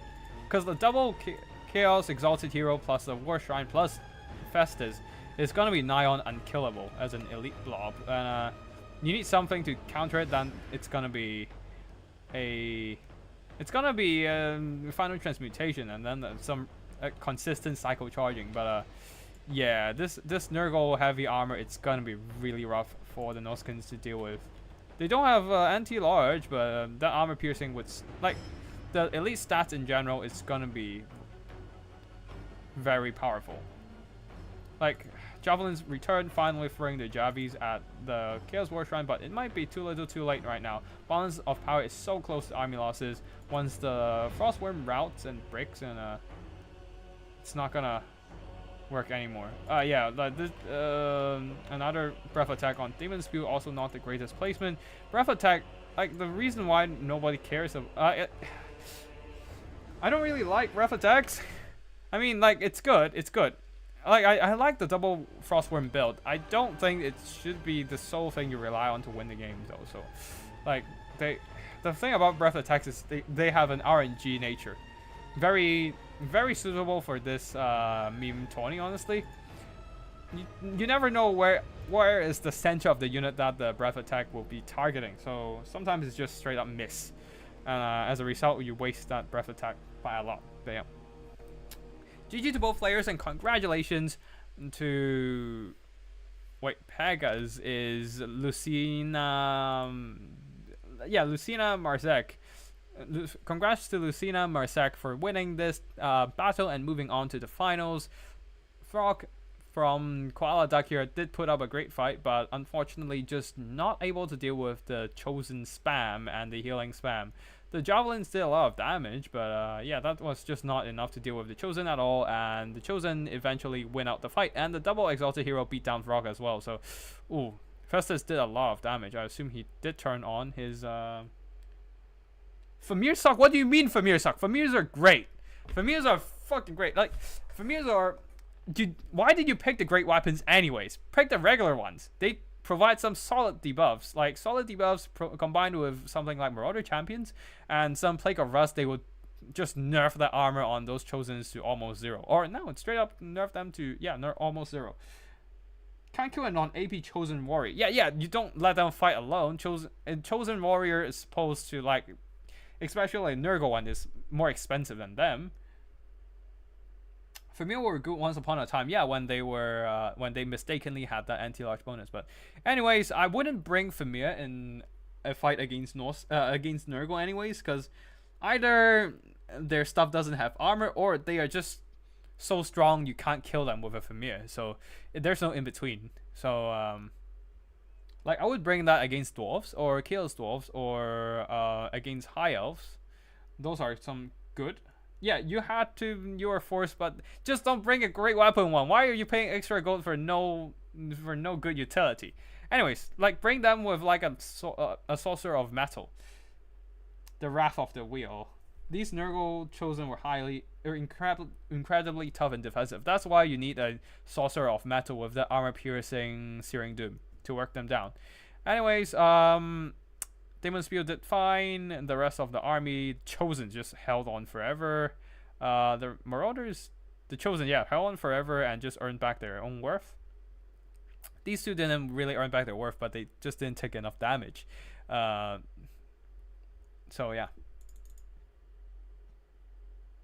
They were mid Warhammer 2 when they were actually a legal threat. I don't remember them being any good, actually. Oh, okay, we're in the finals now. We're just gonna wait for the players to come up with their army picks. I am putting up an army blocker and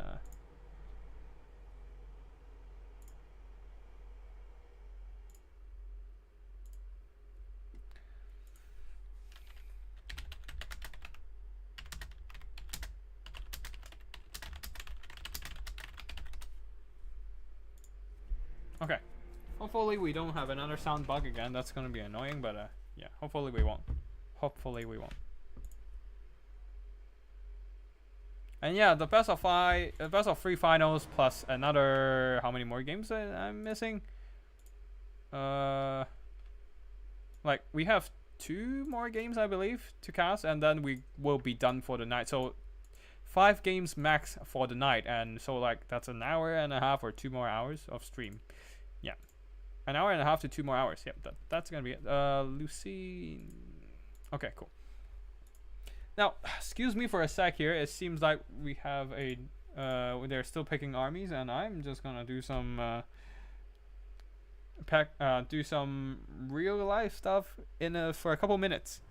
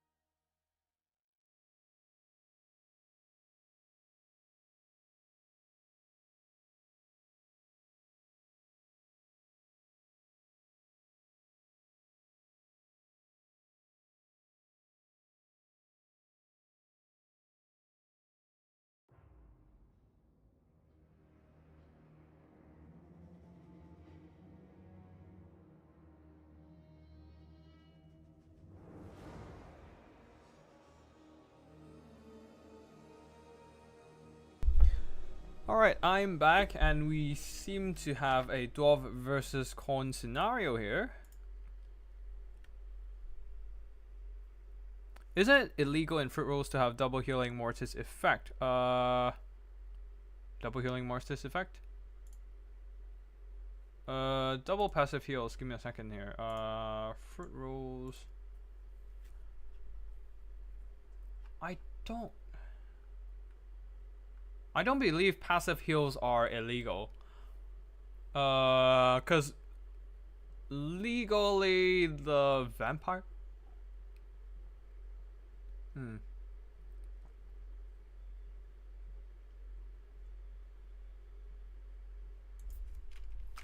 Like Mortis engine effect is wait, what? Super weapons. War shrines. Kills war shrines, granite.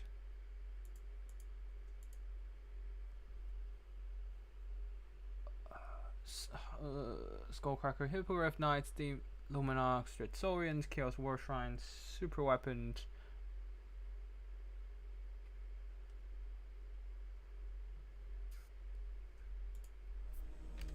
Hold on a second. Checking fruit rules. Like, fruit rules limits duplicate abilities and items. Okay, they limit health draining abilities, so it doesn't limit healing stacking. And double healing aura is fine, because like vampire counts have multiple healing auras, like stack healing auras, like for example Chaos Tomb Blade plus an Unholy Lodestone plus the Mortis Engine's Unholy Reliquary, Unholy Reliquary, something like that. So basically, they can stack multiple healing auras on the vampire, on vampire count side. So Fruit Rules doesn't limit the healing. Does the wheel pick their faction or just main units and lords? Pick both factions and armies. So the wheel picks the factions, and then they have to roll for their lord, and then roll for 2 units that they must take in the battle. And all these and the unit lists are decided by, like, those 2 units are like the wheel of the units are decided by Rainy Frog, and often consists of like meme units. And for the dwarf side today, we have gyrocopters, a gyro bomber, and an organ gun for the lord, for the meme units. But very lucky for dwarves here, actually picking getting Floric Iron Brow. And also having 3 Longbeards, 2 Dwarf Warriors, 2 Thunders, and 3 Miners, one of them Akron's Miners with additional blasting charges. And then on the corn side, we have an Exalted Bloodthirster for the leadership. We're just kind of waiting for the army to load so I can review everything.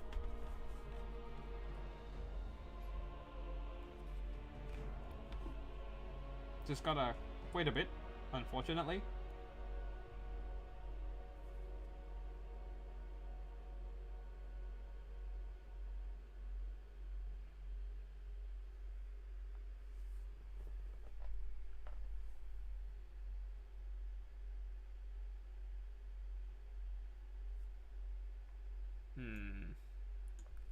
God damn it.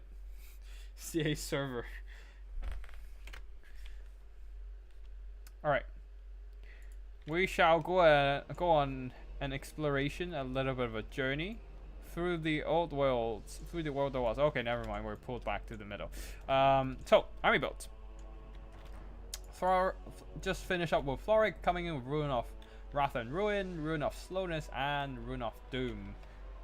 As for the other side of the battlefield, a front line of Marauders, 3 of them only, going for a rather narrow build. I'm a bit concerned, because a narrow build is never good against dwarves, usually.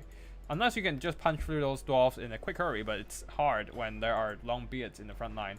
Anyways, 3 Minotaurs of Corn and 2 Furies in the skies, 2 Soul Grinders on the ground, as well as and also an Exalted Bloodthirster, coming in with nothing at all, just coming in with the brutal wrath, brutal rage, pure anger of a Khorne demon. But yeah, I do believe that there's... Wait, what are the meme units for this Khorne army? I do wonder, actually. Furies? Gotta check.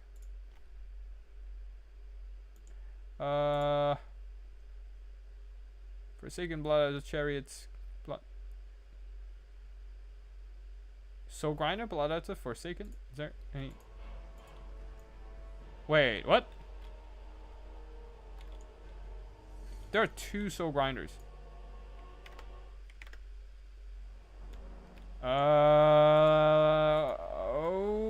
Okay, this might be it. We might have to rematch this.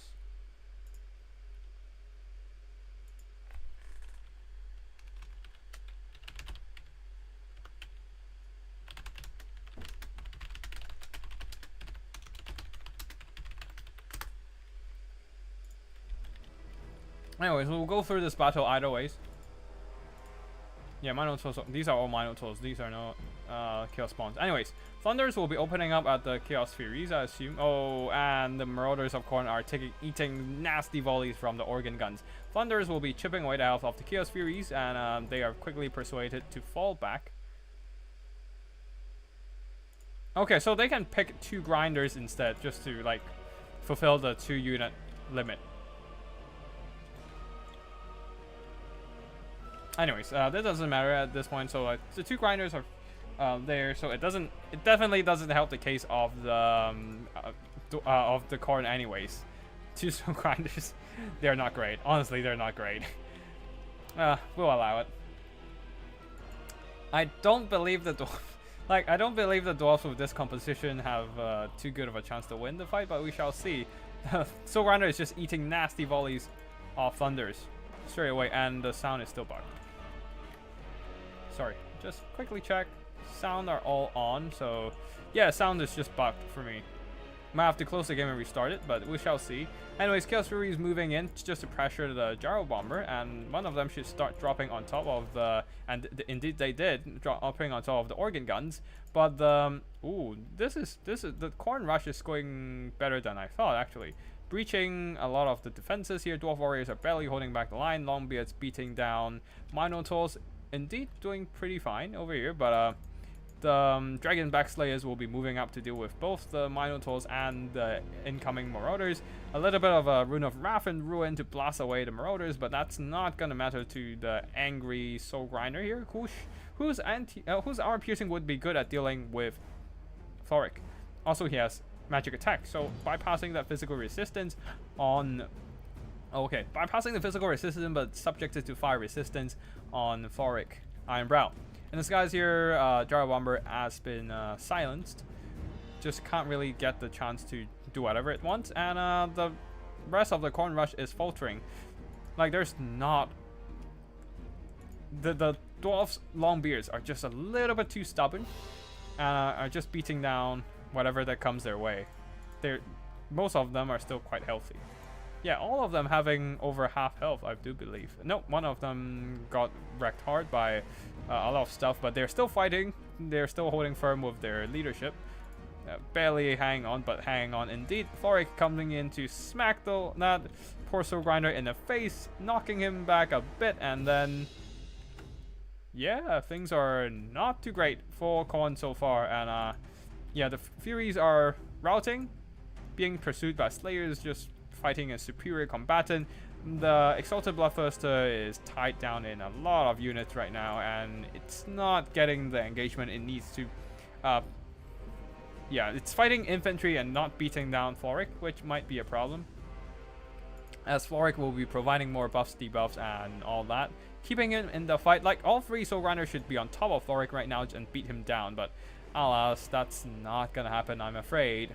Like, there's not a lot of things they can do here. Just send those Minotaurs to silence the Thunders, maybe, and get these Minotaurs out of the fray, and just trying to snap out Thoric as soon as possible, but I assume that's not going to happen, as balance of power is moving more and more against Khorne right now. And, yeah, that might spell the end.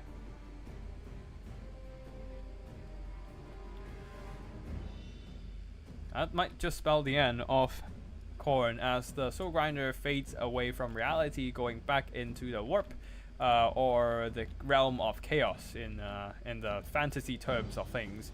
While the Exalted Bloodletter down to half health, balance of powers almost close to army losses, and yeah, that is gonna be the end of the Khorne battle.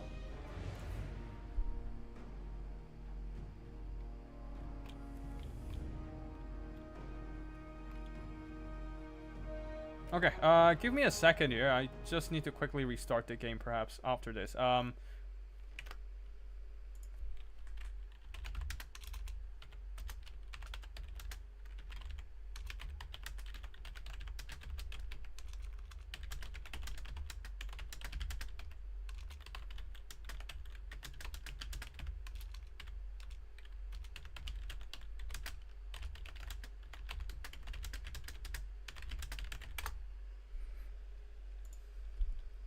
So army performances here. Organ Gun did a good number on the enemy infantry and whatever.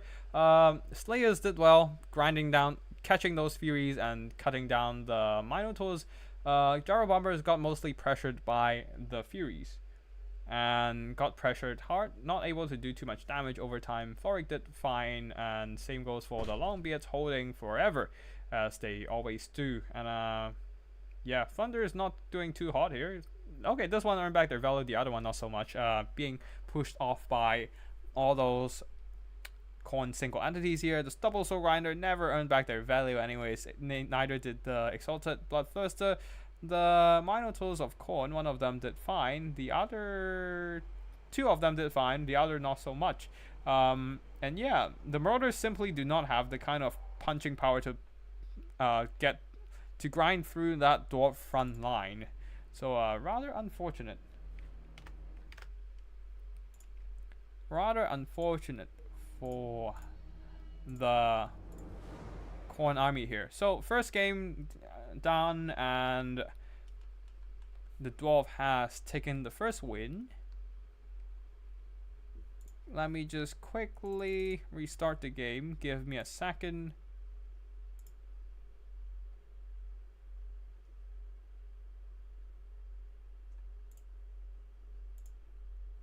By the way, this is going to be the final, so after this we are casting a couple more games and this will be the end. And Morat has taken the first victory of the series. There are 2 more games. We are on match point. Lucina Marzek has to win this one, or else yeah, has to win this one to get to a 3rd game to this if he wants a chance to win the match. So he needs to let's see what he would. Well, let's see if RNG favors him in this one. It's gonna be dicey. We never know if it's gonna bode well for any of these players here. It all it's all decided by RNG. Okay, Norskins versus Ogre Kingdoms. Lucina does have an okay chance in winning this. Oh no, Marauder Icewolf Chariots. No.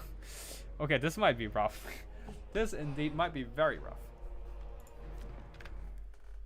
Wait, is the finals having less?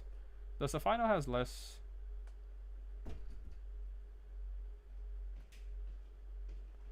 Oh, okay. I see why Lucina. Okay, I forgot to pick. I forgot to check out this part of the rules. So basically, the reason why Lucina has 2 Soul Grinder is that you can have twice the same unit from the wheel. So if he rolled Soul Grinder twice, basically, rip.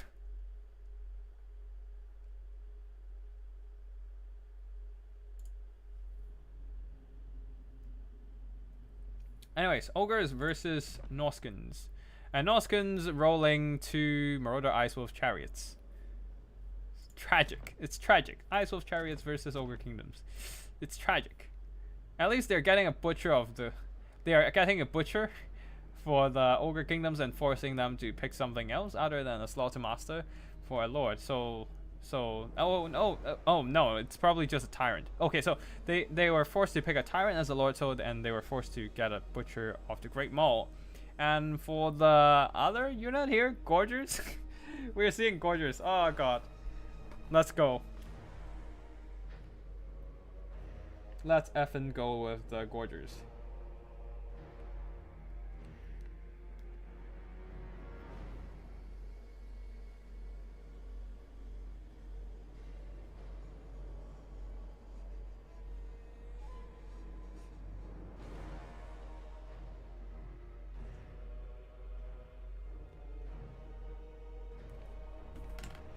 Okay. So the Norskin has readied up. Looking at an army that I wouldn't be too surprised. I'm actually surprised they didn't bring something. But okay, anyways, Ogre Kingdoms. I would actually.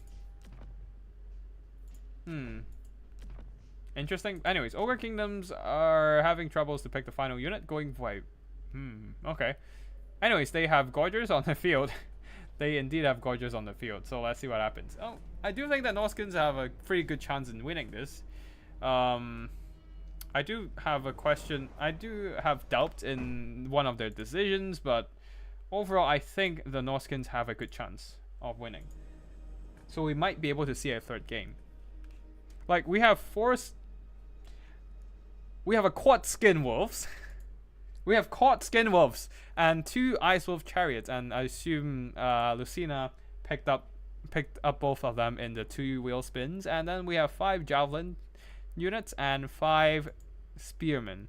Throg will be leading the army, no caster, which was something I have dealt in. Like, there's no caster, but perhaps he just wants to like outgrind the Ogre Kingdom's army with the sheer regeneration and javelins, while the Ogre Kingdom's going for Butcher of the Great Maw. We have the Tyrant, an Iron Blaster. This is probably the meme unit, the Wheel of Fortune unit. And then we have 2 Crushers, one of them the Sky Striders, both of them great weapons. Lucina, nah, I just forgot to cast that. Well, good luck then. With no casters, this is going to be a rough battle. Like, a metal caster would be really good with the with Plague of Rust and Final Transmutation in this matchup, but alas, that is not happening. And well, Lucina, good luck.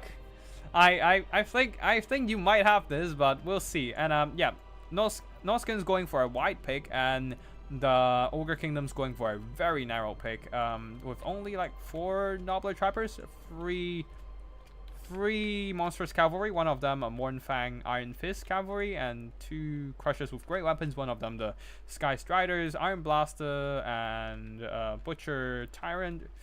Not much else. Just spending money on all the expensive units.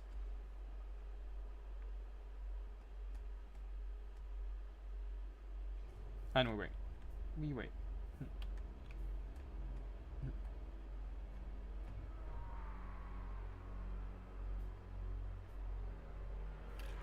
So, yeah, just 5 Nobblers, one of them the Bogglers of the Mad Marshes. No water bodies for them to stand in and regenerate, but they do have poison to debuff.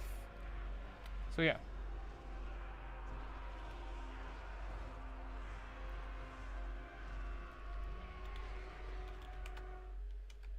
Ew.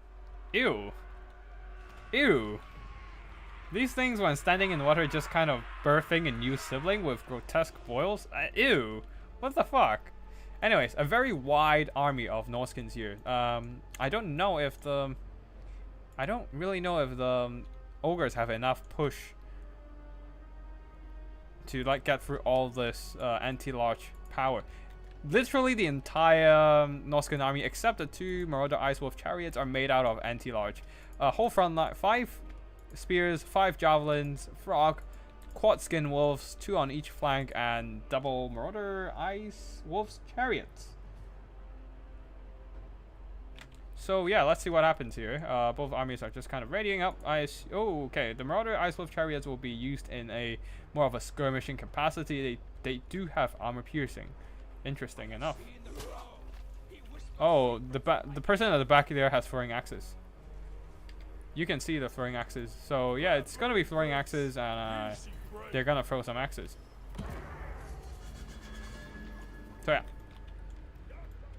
they will have to do some serious skirmishing. At least it's not as bad as like a regular chariot, I suppose. At least there's like armor piercing to go through those heavy armored monsters, and they can probably sit back and just chip away the health of the iron blasters even. So we shall see.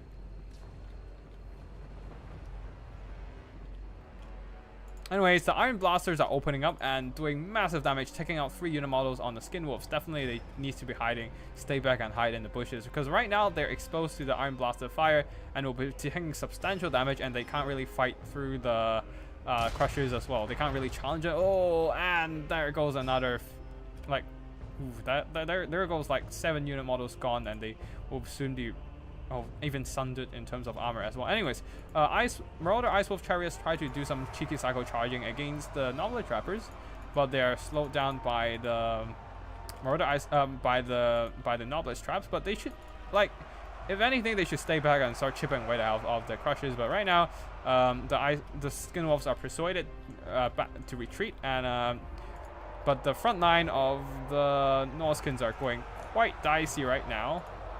All their spears simply get crumped by all those heavy cavalry, simply unable to hold in front of all those monstrous cavalry. But yeah, Skin Wolves are charging in, trying to bog down the enemy units and deal with the Gorgers and whatnot. But they're fighting Skin Wolves. No, they're fighting Nobbler Trappers. No, this is bad. Norskins might be in a bit of pickle as their entire Javelin backline has been dealt with, other than this one Javelin over there. Because they're so far away from the main formation, it doesn't really matter. Now, Javelin's shooting at the Nobbler Trappers. Mistakes has been made, I am afraid. Throg is charging into combat, but they're also wasting their time on Nobbler Trappers, and the Marauder Ice Wolf Chariots could have just sit back and fire, but unfortunately they are stuck fighting in melee against Gorgeous and are taking a lot of damage, while there's still one full health Crushers on the far side.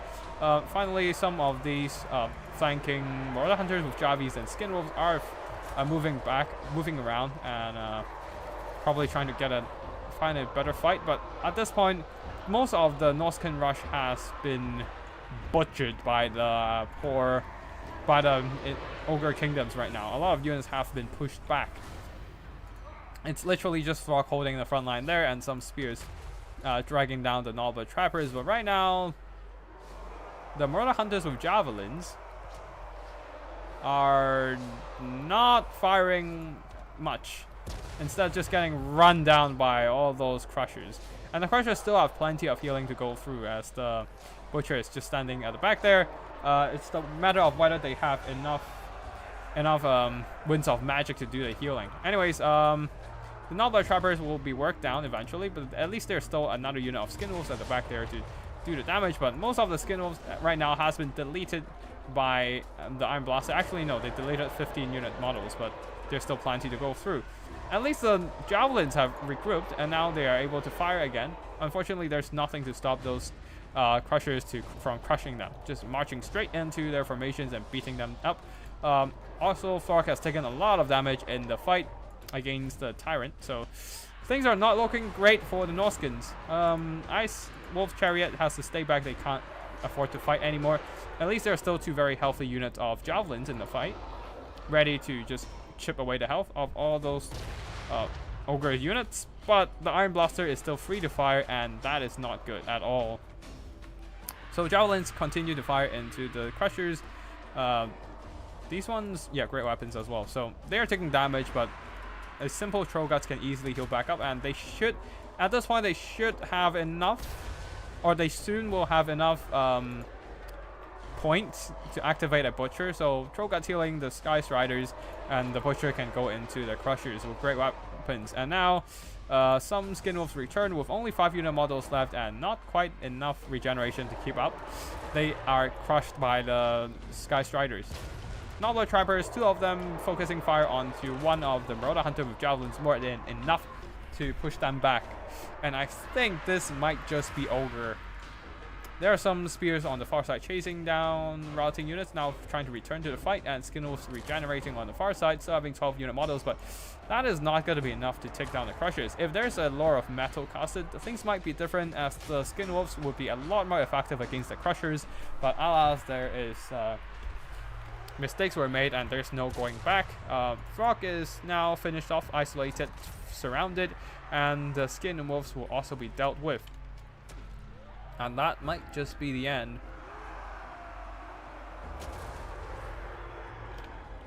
Yeah, that might just be the end of the game.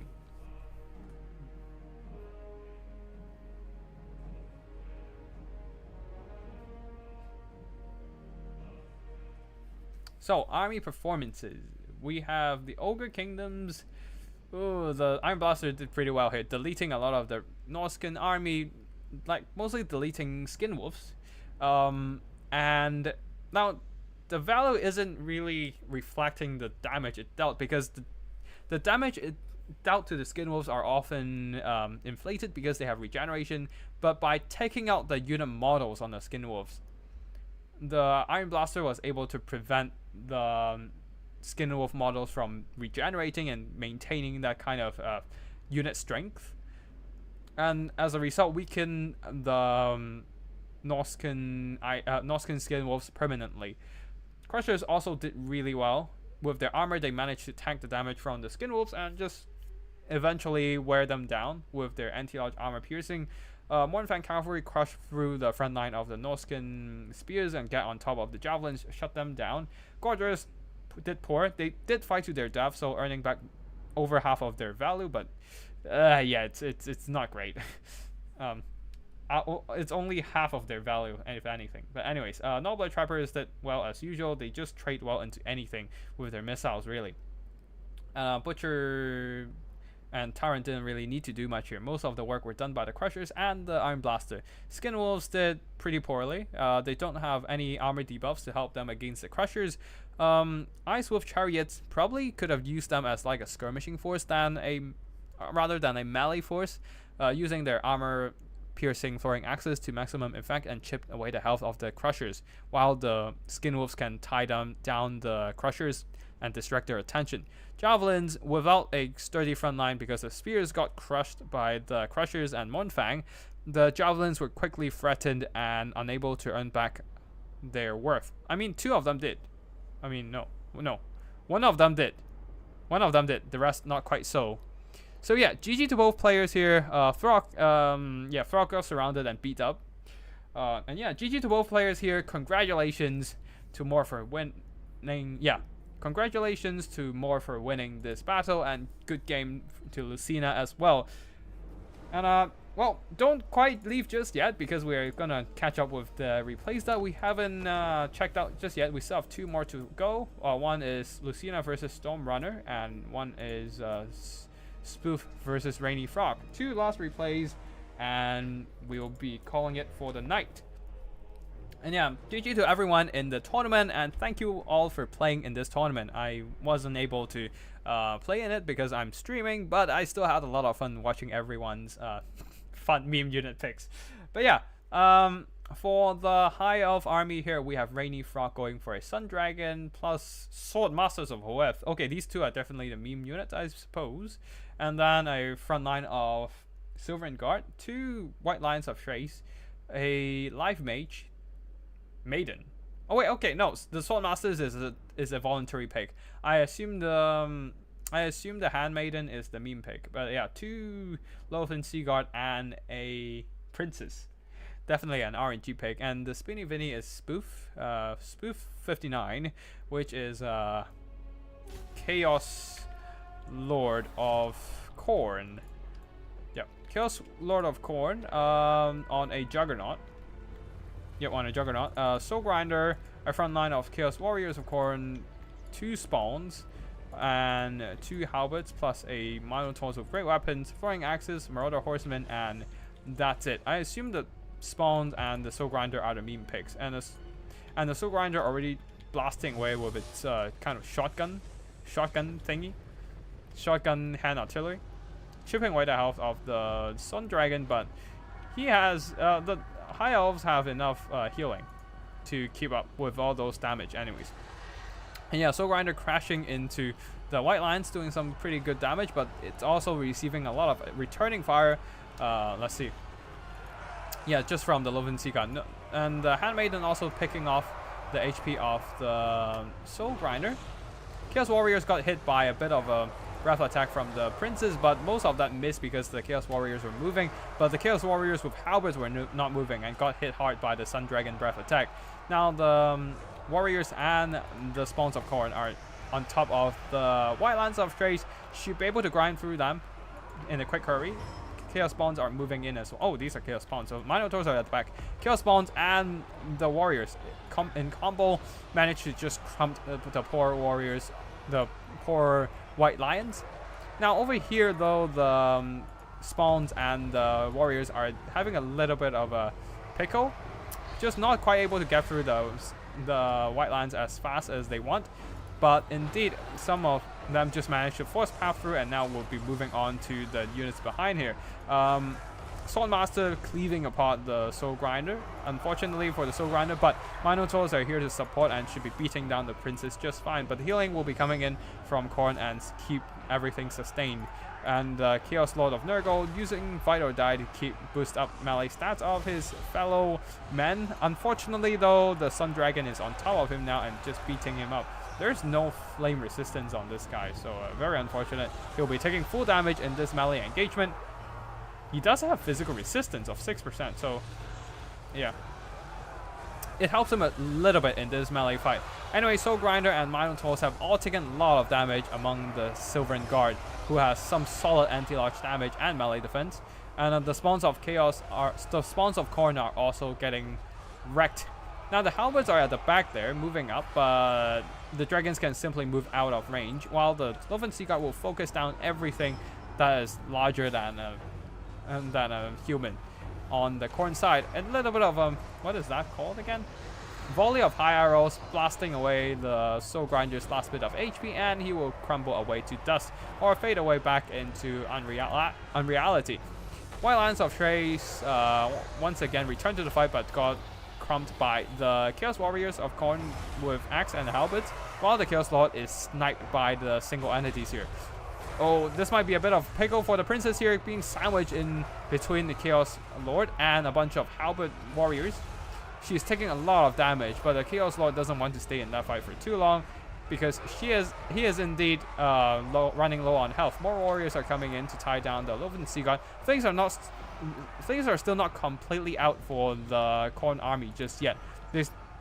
The Minotaurs still have enough health to perhaps beat down the princes, but a bit of healing might just change the game if the healing comes in. But that is a big if, because oh no, the Mage of Life just managed to pop up. Mage of Life tried to pop out a regrowth on the Sun Dragon, but just in time, the Khorne Lord managed to wreck her and take her out of the equation. Temporarily at least, but the Khorne Lord got sniped and things will go rather ugly for the Khorne army here, as the leadership of the entire Khorne army will falter. It just doesn't hold with the Lord Dead debuff and Lord Recently Died debuff stacked together. At this point, the entire Khorne army is buckling. They are trying to get through the Loven Sea God, but they still have over half health, over 25% HP, and they still have the melee defense of 45, holding just fine under the Chaos Warriors of Khorne. Now, Minotaurs of Khorne trying their desperate best to kill off the princes, but alas, Swordmasters and Sylvan Guard pursuing them is just too much for the Minotaurs, and the Minotaurs will be routed. The throwing axes Marauders are still there, but they're out of throwing axes. And the dragons are simply standing on top of this guys. They're just blasting away at the poor warrior halberds. And yeah, that might just be the end of Khorne. So we'll be fast forwarding here, as the Murder Horsemen trying to finish off the live mage, but that doesn't matter. Army losses is hit, and it shall be the victory of the High Elves. Swordmasters doing a lot of damage, earning back their worth, or almost earning back their worth, but honestly that's more than enough, because they still have a lot of health left and a lot more to give. Sylvan Guard, as always, a very solid unit, dragging down a lot of the Khorne monsters, and Wildlands are kind of disappointing in this battle here, being routed rather easily by a combination of spawns and warriors. Loven Sea God did really well, actually, using their focus fire to shut down all those Khorne monsters, whittle them down as they're just stuck on the Sylvan Guard and the other high elf units. the princess here not having the best breath attacks, but the Sun Dragon did a lot better in terms of breath attacks and picking engagements, earning back over its value. Princess also got some good damage done, but yeah, overall pretty good battle to both players. GG. And one final battle for the day. Wait, no, you were seeing that. Okay, one final battle for the day. Lucina versus Storm Runner, and it's gonna be a Kislev versus Empire fight with two rather interesting army. A Kislev Boya with Elemental Bear and winged with horse archers, I assume, and then two winged lancers going full on mobility here, Lucina, while the Empire going Boris. No, not Boris. Sorry. Going for Volkmar the Grim, plus Steam Tank and a Luminarch. The Temple of Luminarch. Two anti-large armor piercing, two anti-large. Oh no! Oh, okay. Two anti-large armor piercing demigryphs with halberds. No, these are just regular demigryphs. So no halberds, no anti-large. This might. I'm doubting this choice, but let's see what happens here. But yeah. And also a death Amethyst Wizard. A front line of spears and some mortars on the battle mix as well. Okay, maybe the meme peg is actually the mortar. I don't know. But yeah, with such a full cav army of the Kislevites, the mortar is not gonna do anything. Like, they're too fast for the mortar to hit. Now what the Temple of Luminarch can try is just snipe out the Elemental Bear with the help. Well, how did you miss that? It's a big freaking bear, and you missed that. Okay, fine. Anyways, at least the Steam Tank is kind of hitting, doing some minor damage. Another shot. It's gonna attempt to dodge. How did you miss that? How did you miss that, Luminarch? What the fuck? You're a regiment of renown. How did you miss that? Is it gonna miss again? Okay, it's just gonna retreat now that the bear is getting a bit close, too close for comfort. Yeah, I feel like Storm Runner is just kind of screwed by RNG here, which is the theme of the tournament. But still, like, how the fuck does the Temple of Luminarch miss those two shots? This makes no sense. Anyways, Spirit Leech draining away the health of the bear calf, just trying to whittle them down, but I don't know how good is that gonna be. And the Luminarch still doing 0 damage so far. Like, what the fuck, man? What the fuck? And now once the bear gets in, it's not gonna do any damage. It's gonna miss it. It's gonna miss again. Okay, it's hit and took out like 1/3 of their HP. You can see how good a Luminarch it gets when it actually manages to hit. The bear is tied down. Nope, it's slowly edging forward despite being hit by a net of Emmentalk, carried through by the charge animation. Over here, Demigryph Knight's a big pitch engagement going on. Demigryph Knight charging to Bear Blob. Banishment trying to just wreck those Oath Brothers and all that, but the Selux Lullaby are keeping them in the fight, while the Demigryphs does not have any healing, and they are getting worked down. And I'm pretty sure that Elemental Bear got another hit from the Luminarch. How the fuck did you miss that one? It's a point blank shot. What the fuck? Anyways, the Demigryph Knights, they are fighting hard, but unfortunately, even with the damage resistance and melee attack buffs from Volkmar the Grim, that is not enough to deal with the Bear Blob, and that's gonna be the end. What the fuck, Luminarch? Oh no, Luminarch, what the hell happened to you? I mean, you did take out half of that Elemental Bear, but out of the 5 shots, we saw, you missed 3 shots, and one of them is a point blank shot. What the hell, Luminarch? And yeah, at that point, like, I would give up too. Like, what the hell, man, Luminarch? But yeah, very unfortunate for Storm Runner here. I think he's literally screwed over by the RNG. Yeah, it's literally just the RNG fucking with him today. Well, anyways, Oath Brothers of Tor. I mean, we don't really have to talk about damage value today in this battle, right? Like it's literally just the Luminarch screwing over the player the entire time.